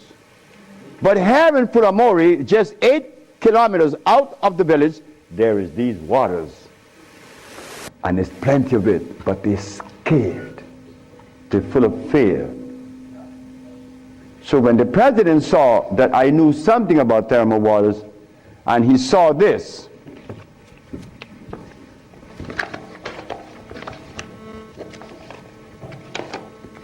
this is very important. He saw this and he asked me, could you come and build one? This is the village that you heard of in Honduras. This village was built by a man that has never been to school, doesn't know how to read nor write today. His name is Chilo. He still works with me. He built this village with me.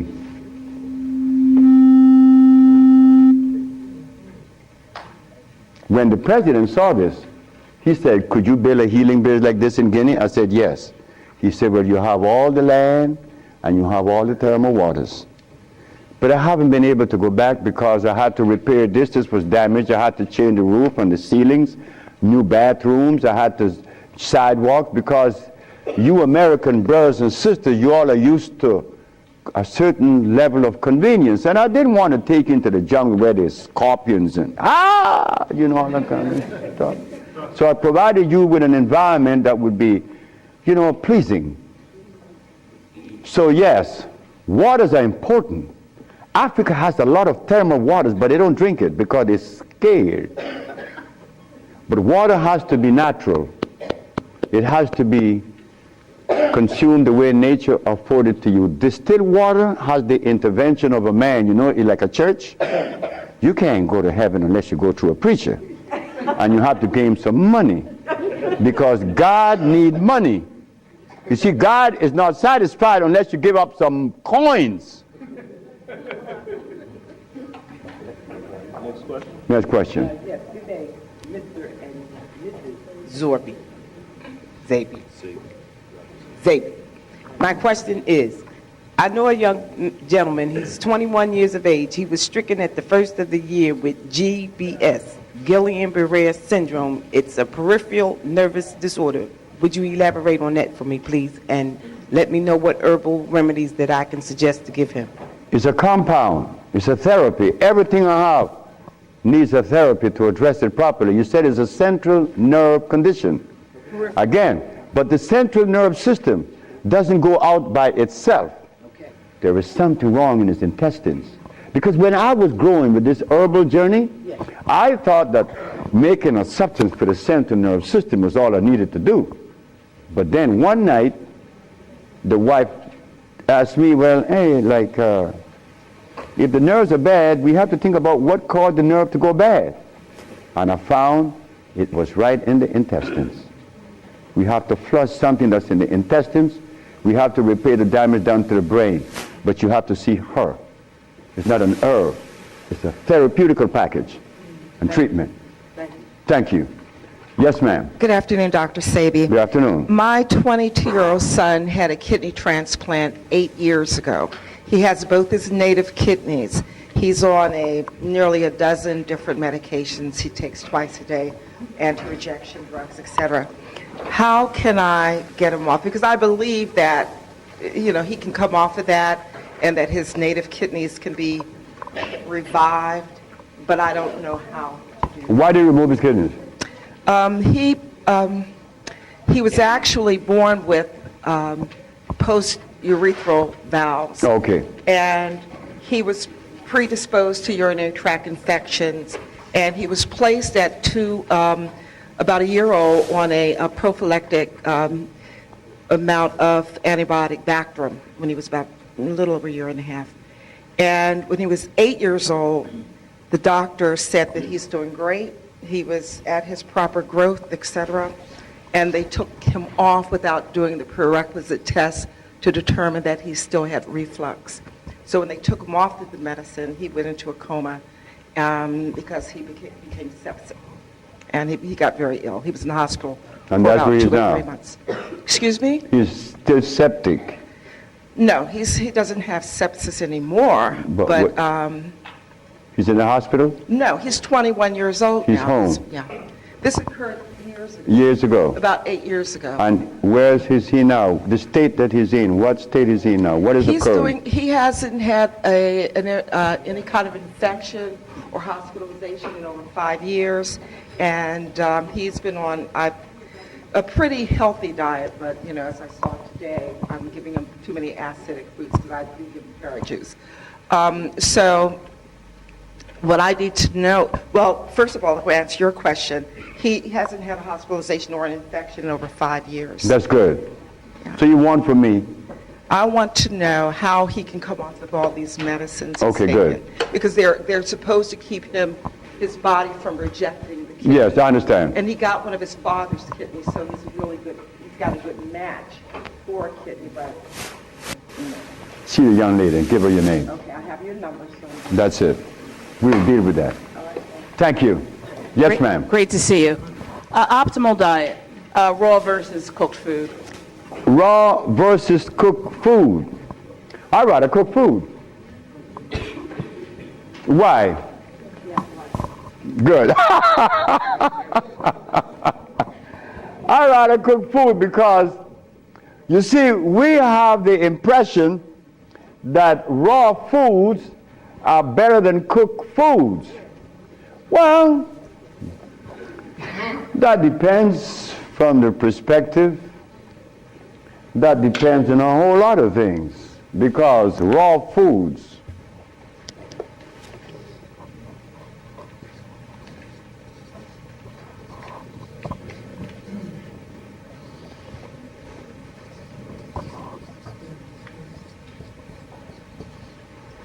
anything that Mother Nature makes are alkali, right?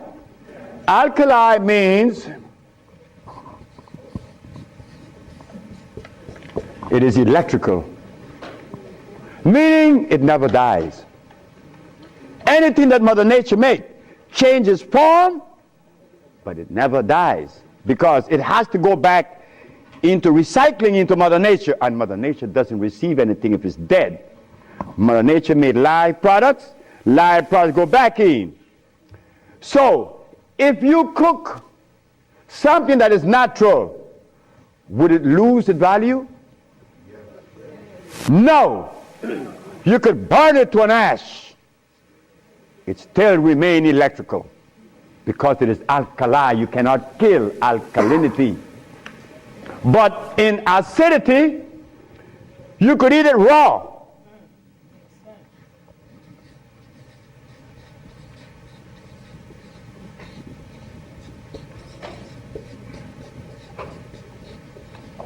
One of those two. We start right there. This is a vegetable.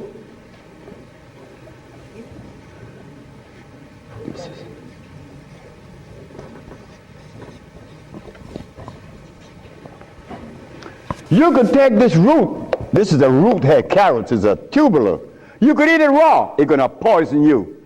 You could take the burdock and cook it. It's going to nourish you because it is alkali. It's natural. It's electrical.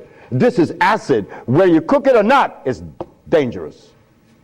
So what difference does it make if you eat raw or cook?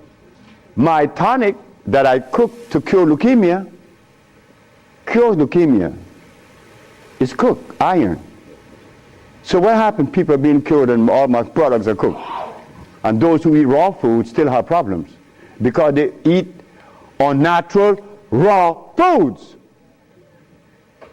not natural cook. You see it now? If it's natural, you could cook it, or raw, it's going to nourish you. But if it's unnatural, if you eat it raw or cooked, it's going to hurt you. So it doesn't matter. Providing what you eat natural. Providing what you eat if it is natural. Good afternoon. Buenos dias. Buenos dias. Buenas noches. Bueno, De la you stay down this? A little bit. I'm of Panamanian descent. Panamanian, born here, if you have Panama. to So we're roll. not too far from. I know Panama. It's I had my beautiful. nose wide open. Milan. Wow, those women in Panama named La Beautiful. Chile had my nose wide open. I want to kill her. I was a merchant seaman, and I fell in love in Panama. Yeah, talk to me. Yeah, you're a Scorpio like me. Real quick question about childhood obesity, because I have a niece, and I'm noticing a lot of kids, they're very big, very young, and they have these black rings around their necks. So I just wanted to know, is there any kind of concoction you have with the herbs that we can utilize to help our kids in need? Because they're getting big, they're getting bigger, And bigger and and they're bigger. getting breasts, and it's disgusting. So I would like a little advice. Well, I have 18 children, and about 12 of them had their mother's breast, and I'm one. I had my mother's breast until I was 4. But my daughter with Matun, she sucked her mother's breast till she was 7. She's a grown woman now. She's running the business in LA. She never had any problem with obesity or anything, neither has her cousins, but she doesn't eat the things that are afforded to other children. In fact, my daughter had never been to school. And the first day she went to school, it was a disaster because the teacher made a big mistake. The teacher gave her an exam, a little test. Zave never been to school. She was 16 when she went to school. The son is in the audience. He went to school for the first time at 16 also. I didn't like my children to go to school because I didn't go. Why should they go? So Zave went, and the teacher gave her this test where it says protein, deficit, or equity. My sister put deficit. No, my daughter put deficit. The teacher says, Zave, you never make mistakes. How come you make this one? My daughter said, oh, what mistake? You put protein as a deficit. Well, she said, would you agree that the human body is electrical? The teacher said, yes. Then would you agree that the body accepts and assimilates through the process of chemical affinity? He said, yes. Meaning that if the body is electrical, the food has to be electrical. Is protein electrical? The teacher said, I don't know. My child didn't go back to school. No more. Because she knew then that the teacher needed help. So obesity is from the food that we eat. And we have, this is why there are people in Florida,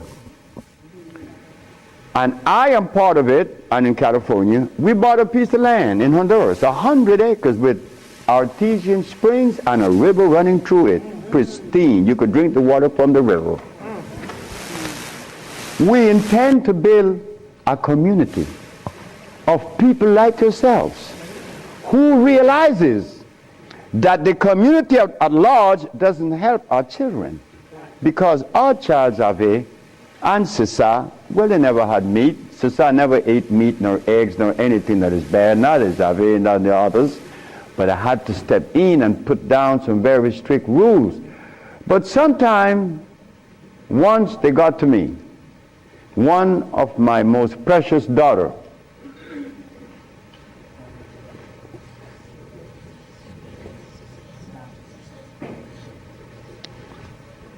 this little girl was 4 years of age, and the neighbors said something to me that caused me to go into a state of revulsion. And I began to use some foul language because I was very angry. See, look, I'm a Sagittarius. My line is very thin. You scratch too deep, you can get violence. So, Usha used to go next door. And this neighbor used to give my child chicken. She had no respect for what I was doing in my house. And this is something that I see among us to the curse. And we said, Usha, I lost her. Usha was the only daughter that found a need to call me an SOB. But I understood that because I still love my daughter. But I know the effect of meat on your brain, blood. So obesity begins at home. But the mother's not to be blamed. We cannot blame anyone for anything. We all are in this pot, right? Taken away from Africa to America. Now we don't know what's going on. We don't know anything. And we make mistakes without knowing it. So we have to stop. Yes, it begins at home. There's a book written by a brother named Ron Seaborn, the Children Health Food Book. Anyone here ever heard about the book? The Children Health Food Book. So one day, I was lecturing in LA, and I had the book in front of me, and the little girl saw it, and they said, Dr. Sebi, could you give us this book? I asked the parents, could you want me to give the book to you? Yes, here's the book. They took it home. They read the book. The book made so much sense that when the daddy came home and the mother from work that Monday, the refrigerator was clean. Those 3 little girls took everything out the freezer because it shows in progression what occurs around 60. You know, when you eat the stuff and wait. Oh yeah, talk to me now. They have to have a machine on their eyes. So the little girl saw that. The result of the blood and the starch when you get to 50 and 60 and 70. Oh my God, at 73, you're in trouble. So they took everything out of the refrigerator. The mother and the father called me and said, you see what you did? You caused my daughters to die. But 3 months later, they came back and thanked me. Sisters and brothers, we need help. Quick. Stop eating the garbage. Stop it. Anyone that offers you protein, carrots, tofu, you question their sanity. They're trying to poison you because they have been compromised, so they want to drag you down there with them. You tell them, you're crazy. Thank you. Good evening, Dr. Sebi. My question is... Ron Seaborn, right. Talk to me. My question is, your philosophy of cleansing and healing is based on the biochemistry of Africans. Is the philosophy universal, or does it need to be adjusted to work for other ethnic groups? I have no philosophy. I never attach myself to a philosophy. In fact, I don't even afford myself to go that way, because philosophy and reality could be 2 different things, right? So I have no philosophy. Like I have no religion. Like I have nothing. I only have me. Okay. In the me, I knew that at some point the Caucasian and the rest of the world wasn't eating what they're eating now. And I also know that the minerals in the soil address every race, not only black. But the blacks have something in common. No, the blacks have something that is unique. Unlike any other race in the world, we have a high concentration of carbon. And because we have that high concentration of carbon, there is a mineral that's been lacking to support this high carbon level? Iron. So when I put the compounds together, I made sure that the black race would receive a high amount of concentrated iron. That's the only way I'm able to cure you. And in so doing, it is an African approach, because in reality, healing is African. Healing isn't Arab, no European. Because the great Hippocrates was the father of medicine, right? Who?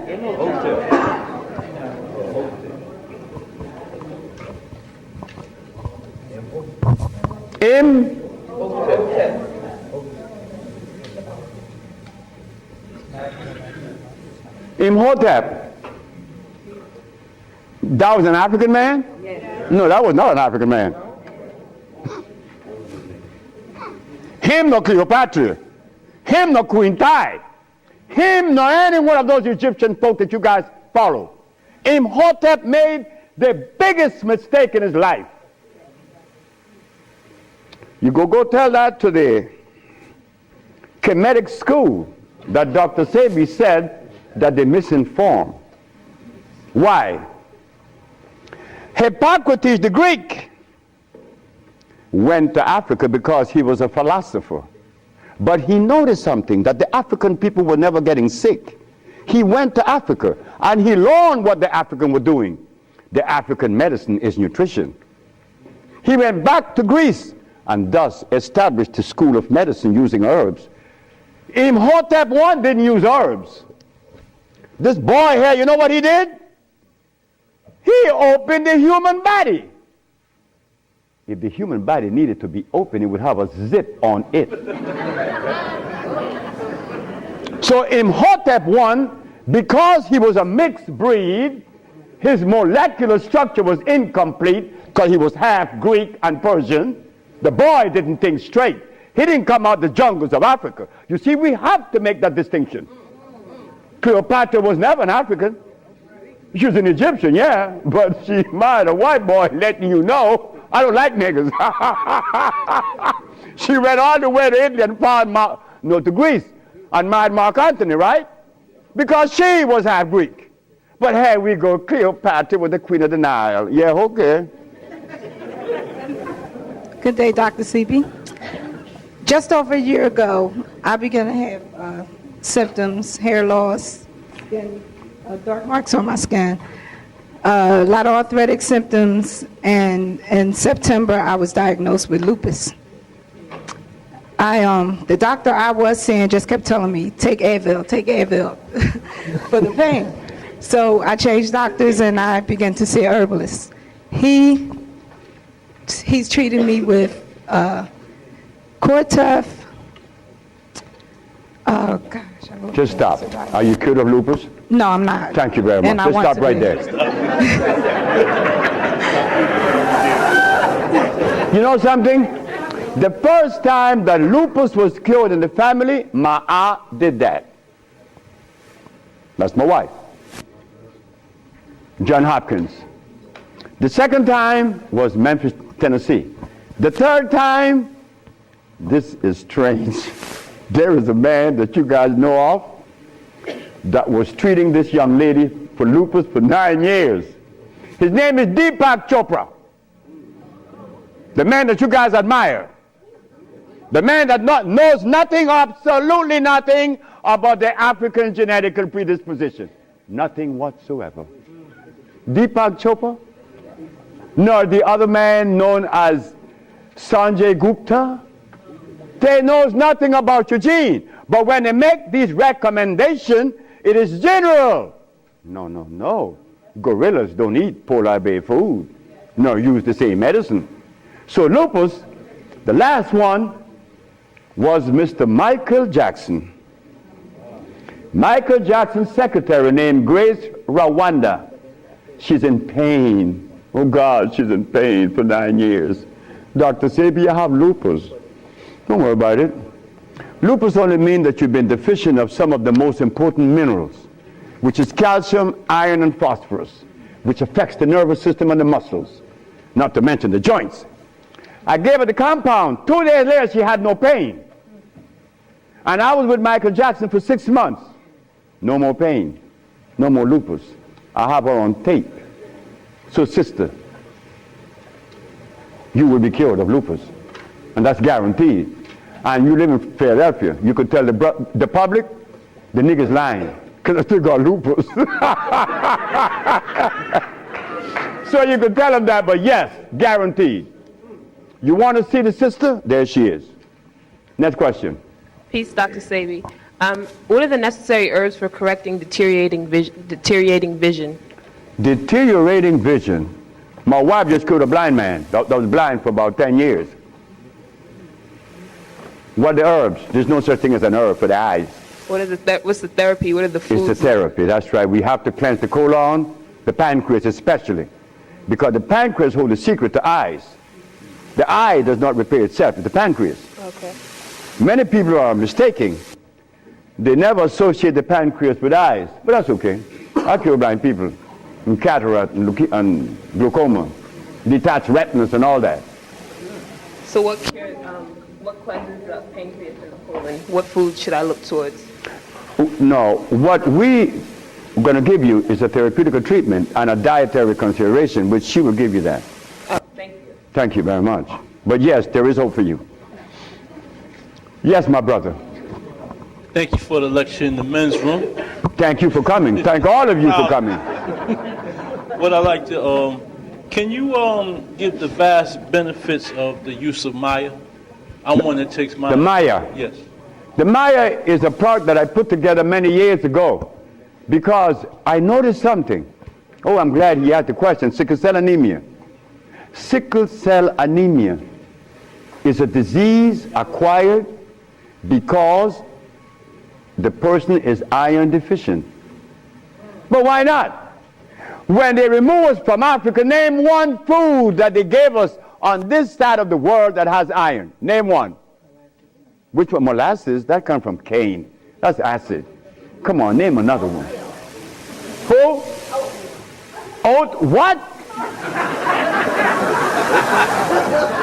This sister said oatmeal have iron, and oatmeal is from oats, which is artificial, which is starch. Another one. Who?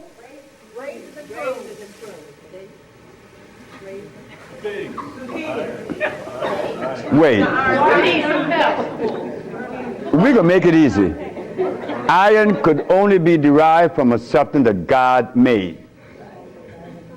And you haven't had those substances we were removed. You see, we had a deficit. You see, remember. They tell me, Dr. Sebi, you look good for 73. I say, boy, shut up. Because you don't know what good looking is like. Because, you know, we do Africa over here. Over here we put Africa, right? But over here, our fathers in Africa, all they had was green stuff. They didn't have any starch and they didn't have any blood. So the product of that sperm that made babies ensured that the babies would be healthy and strong without the pediatrician. But we brought over here, America, and now our fathers ate blood and starch. And one night, 73 years ago, my father told my mother he loved her, made love to her, and he eaten lobster, conchs, beef, pork, starch. So that makes up the sum total of his sperm, and there he shoots Sebi out. And I'm healthy. I'm healthy. I am the product of an adulterated sperm. So how healthy could I be? I got gray hair at 70. Oh, come on. We got to step it up. We got to recognize that we are operating at a deficit. So we have no room to criticize each other. All we have room for is to share understanding and love. Hey, we need it. Brother, Yes, my question is, what kind of help do you offer people who can't afford to go to Honduras and can't afford like expensive herbs? And another question is, There's no expensive herbs. We have herb all from $25 yes, sir. to $40 to $49, guaranteed to make you healthy overnight. If you can't go to Honduras, that's fine. We understand. Yes. My second question is, do you recommend a particular like diet and fasting regimen? Fasting is good. Very good. Fasting is good. How often? Well, me, I like to fast. Because when I fast, I'm better for her. Because I'm healthier. Like, my mother died the day I was coming here. I couldn't turn back because she wouldn't have liked that. So I said, I'm going to stop eating. But I ate last night with Linda. I'm not going to eat today. I'm not going to eat tomorrow. And when I get back, I told my wife, we're going to stop eating for about 2 months because it's good. 12 days is good. A good fast, stop eating for 12 days every year. And you drink plenty of water and juice. Water and juice and that green food plus. It's going to cost you $49.95, right? But you drink 3 in the morning. That's all you need. 3 capsules in the morning. And you go about your business. Because that's what I had today. And I have a lot of energy right now. Okay? You drink your water and your juice. And you drink your green food plus. What kind of water? Juice. Well, juice. I have tamarind juice in Honduras. But here you have to have apple juice. It's okay. It's not going to nourish you, but it's going to prevent you from going into some madness. So yes, Lisa Left Eye Lopez. Lisa Nicole Lopez. When I met Lisa, on her eyes, she blinking really fast. She said, I need help. I said, we all need help. Me too. 5 months later, Lisa was talking to me and her eye never blinked, and her Lisa was nice. Lisa realized. Lisa fasted for 42 days and 42 nights. Lisa came to my hut 2 o'clock in the morning. She came with these 2 mugs of sea moss. Oh, I'm glad I'm talking about sea moss. Sea moss, brothers and sisters, I drink sea moss every day. And Lisa started drinking sea moss. And she saw her body forming up and her nerve nice. And she said, I love you, Dr. Sebi. I said, I love you more. She said, thank you. But you know what happened, right? Well, that's the way it's supposed to happen. And that's the way it happened to me and all of us. But that's okay. Everything is in divine order. But brother, yes, only fast for about 12 days a year. What else is your meal like a day? Like, what else do you eat a day? Like, in the morning when I wake up, she always have a mug of sea moss.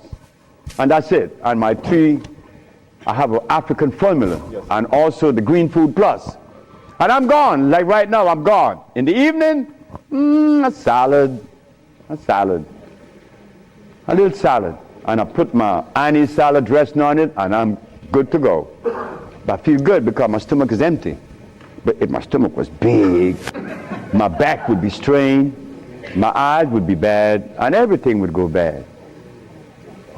See, we've been eating wrong, and I have to thank Messenger Elijah Muhammad.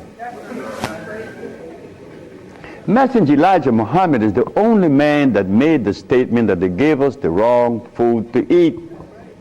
Listen carefully, Elijah Muhammad said that. I sat and ate with the messenger. 3837 South Woodlawn Avenue. At his table was John Ali, Raymond Sharif, myself, and Harry Nance. And the messenger is sitting at the opposite end of the table, and I'm sitting at the other end. And the messenger is cutting this meatloaf, and he's looking at us.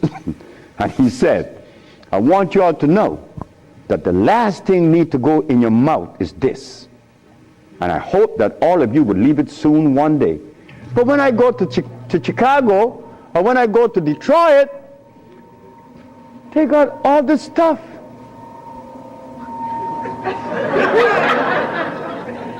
They're eating turkey wings. They eating stewed chicken.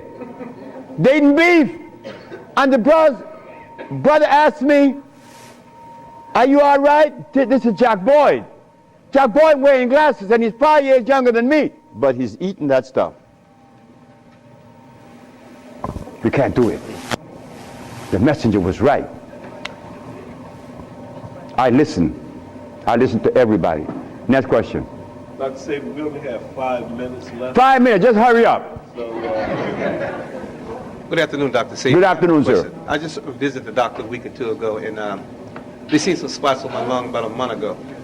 And what they wanted to do, schedule me for an operation to go through my throat, extract, I guess, a biopsy from the spots, and see if it was cancer. Malignant. Yes, sir. And if it was, then they want me to come back in 2 weeks, collapse one of my lungs, and take a biopsy from the lung. Now, I wasn't going for that anyway, but I guess you guys sent. What do you suggest I do? Go to Honduras. Honduras? That's right. If you can't go to Honduras, see the sister anyway. Because we have something to clean those lungs. Lungs, this Argentine man had lung cancer. And Professor George Simmons from New York had lung cancer. And he was cured. And the Argentine man too, and so would you. The reason why I said Honduras, because there's a thermal sauna. When you go in there, you're going to inhale. But what you will be inhaling is the vapor from volcanic activity. That vapor has what? Sulfur. And why sulfur is so important? Sulfur are the cells that the lungs are made of. Replenishing it. Yes, sir. Next question. I have no question to say to you, but I just want to thank you for coming to America. Thank you for coming this way. My name is Brother Raheem. I have been dealing with you for a few years now. The package that I receive from you every month works very well for me. I just want to thank you very much. Thank you, brother. Thank you. Thank you so very much. You see, it's good to be useful to a brother. That is all we have to do, be useful to each other, yes. Yeah, I want to say thank you too.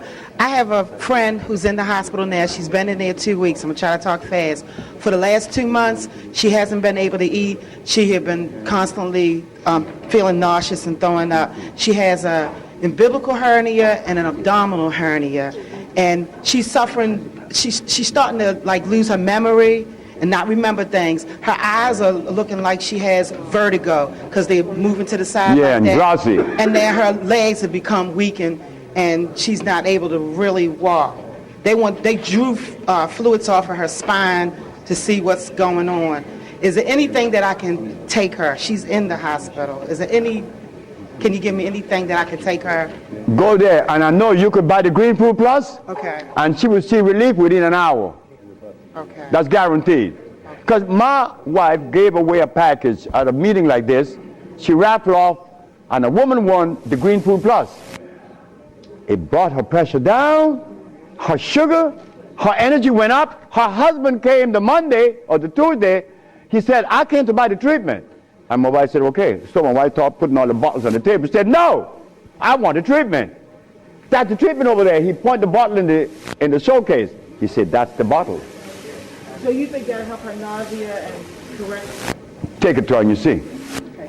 And what would be the bad thing about smoking marijuana? The bad thing? Yeah. God didn't hear you say that. I just said the smoke is good for the lungs. Well, I'm a poor candidate to address that because I began to smoke marijuana at age 14. I'm 74 now, 73. So I've been smoking for 59 years. My brother didn't smoke. He died 20 years ago, and he died at 50. Thank you. Thank you. This girl is mischievous. Yes. Hi, Dr. Sebi. Could you give me a recommendation for chest pains that I have and osteosporosis? I already have 5 stents in my coronary arteries for the chest pain, and I still have the chest pain. My wife just cured someone of congestive heart failure, obstructed arteries, ventricles, aorta. Please see her.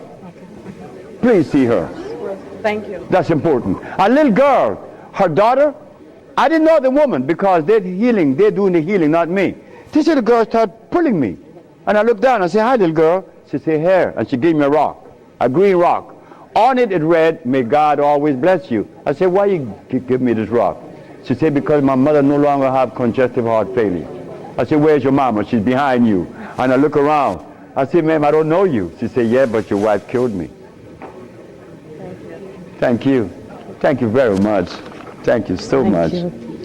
Yes, brother. Hi, Dr. Sebi. I have a son who plays college football, and if he were to stop eating protein, there's that chance that he might lose weight.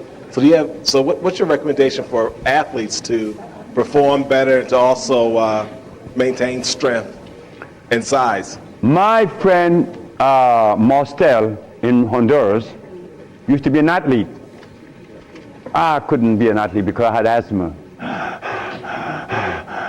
I never played sports. He did. And now he walks like this.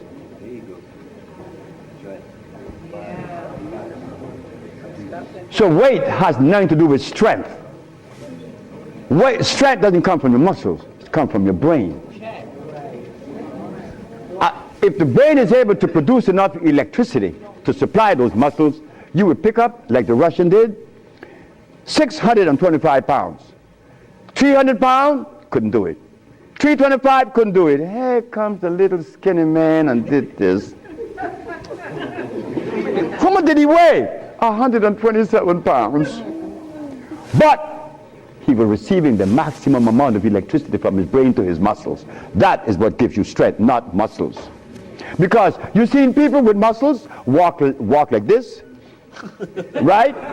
They had a stroke, right? So the muscle isn't receiving any electricity. Why can't he just do this? He can't, because there's no oxygen. It is oxygen to your brain. Thank you. Thank you. Iron. Iron again. Maya. And that Green Food Plus, he will run till tomorrow. Yes. 2 quick questions. My family is from Jamaica. My mother, she's what you would call Indian, and my stepfather's Chinese. But culturally, I would say that they're black. Would the same rules of eating and the herbs apply to them, even though they're not ancestrally from Africa? Well, my grandmother from Jamaica, from St. Catherine. And my grandfather from Haiti. And the other grandfather from Cuba, and the other grandmother from Belize. So you think you mixed up? What about me? And it's working. And also, really quick, with this, are you able to fast when breastfeeding? And if so, would it change at all? No, well, while you're breastfeeding, you should eat. Eat sea moss. Drink sea moss. Don't fast now. But breastfeed as long as you can. Don't stop. Because Chinese have the babies sucking their breast till 9 years. My daughter was only 8 years. And she didn't have to go to school. That breast milk is powerful. Next question. Greetings, brother. How are you? I have a question about miscegenation and the dangers or the dangerous effects of miscegenation between races, such as a black woman bearing the seed of another race, maybe Arab or white, and how that affects the chromosome. We're coming out to molecular structure. Genetical expression.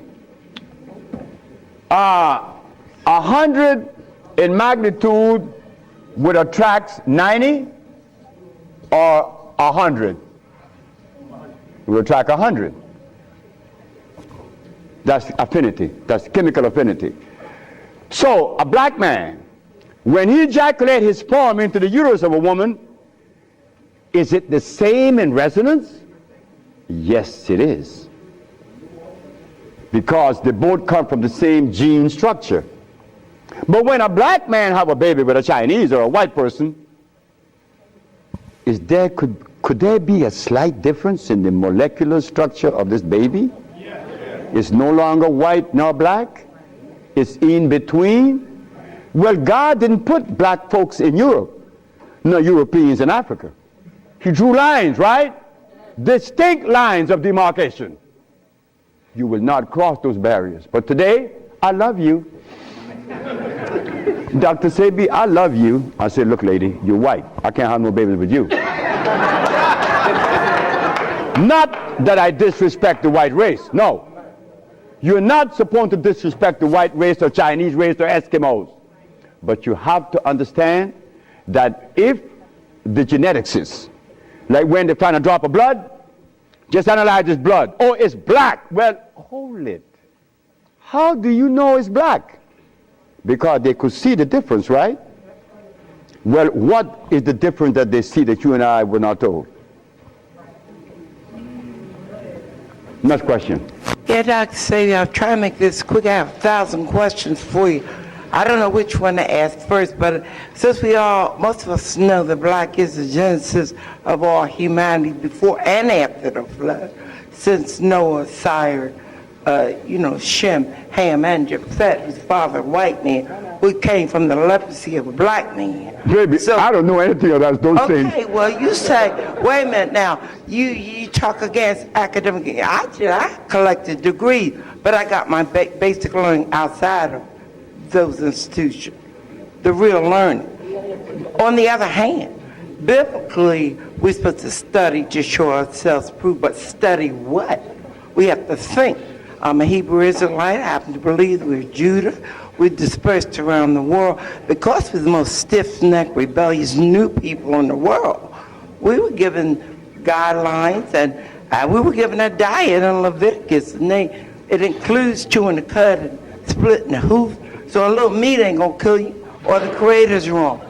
Look, I feel that anything in excess, we know what this is, uric acid, is in meat, fish, but the thing is, the pollutants in our food fare today bears no resemblance to the purity that was in it in ancient times. I had a lot of questions for you, but that's very good. That's a very good question. Now, as we left Africa, while we were home in Africa, would you say that all of the components that God wanted us to have was given to us in Africa? Well, when we were in Africa, were we Muslims? Were we Hebrew Israelites? Were we Christians? Well, how am I going to address, because in the jungles, we didn't even have a book. You know why? You know why we didn't have a book in the jungles? We didn't need it. We didn't need it. Wait. But while we were in the jungles, we didn't need tofu. Now the Hebrew Israelites tell you to eat what? Tofu. Ma'am, please. I was invited to Dimona. I was invited to Dimona. Correct me if I'm wrong. Does the Hebrew Israelite eat tofu? Thank you. Sir, talk to me. I would like to know about spirulina. That's any good for you? Spirulina! And what herb that I can take that can nourish the whole body? There isn't any herb on the planet that nourishes the whole body. You have to take a group of herbs, but spirulina ain't one of them. This young man went to Honduras, and he was getting chlorophyll every day. But the chlorophyll he was getting was from this plant, Anamu. That's a natural plant. So when you drink the chlorophyll from Anamu, you're drinking an electric chlorophyll.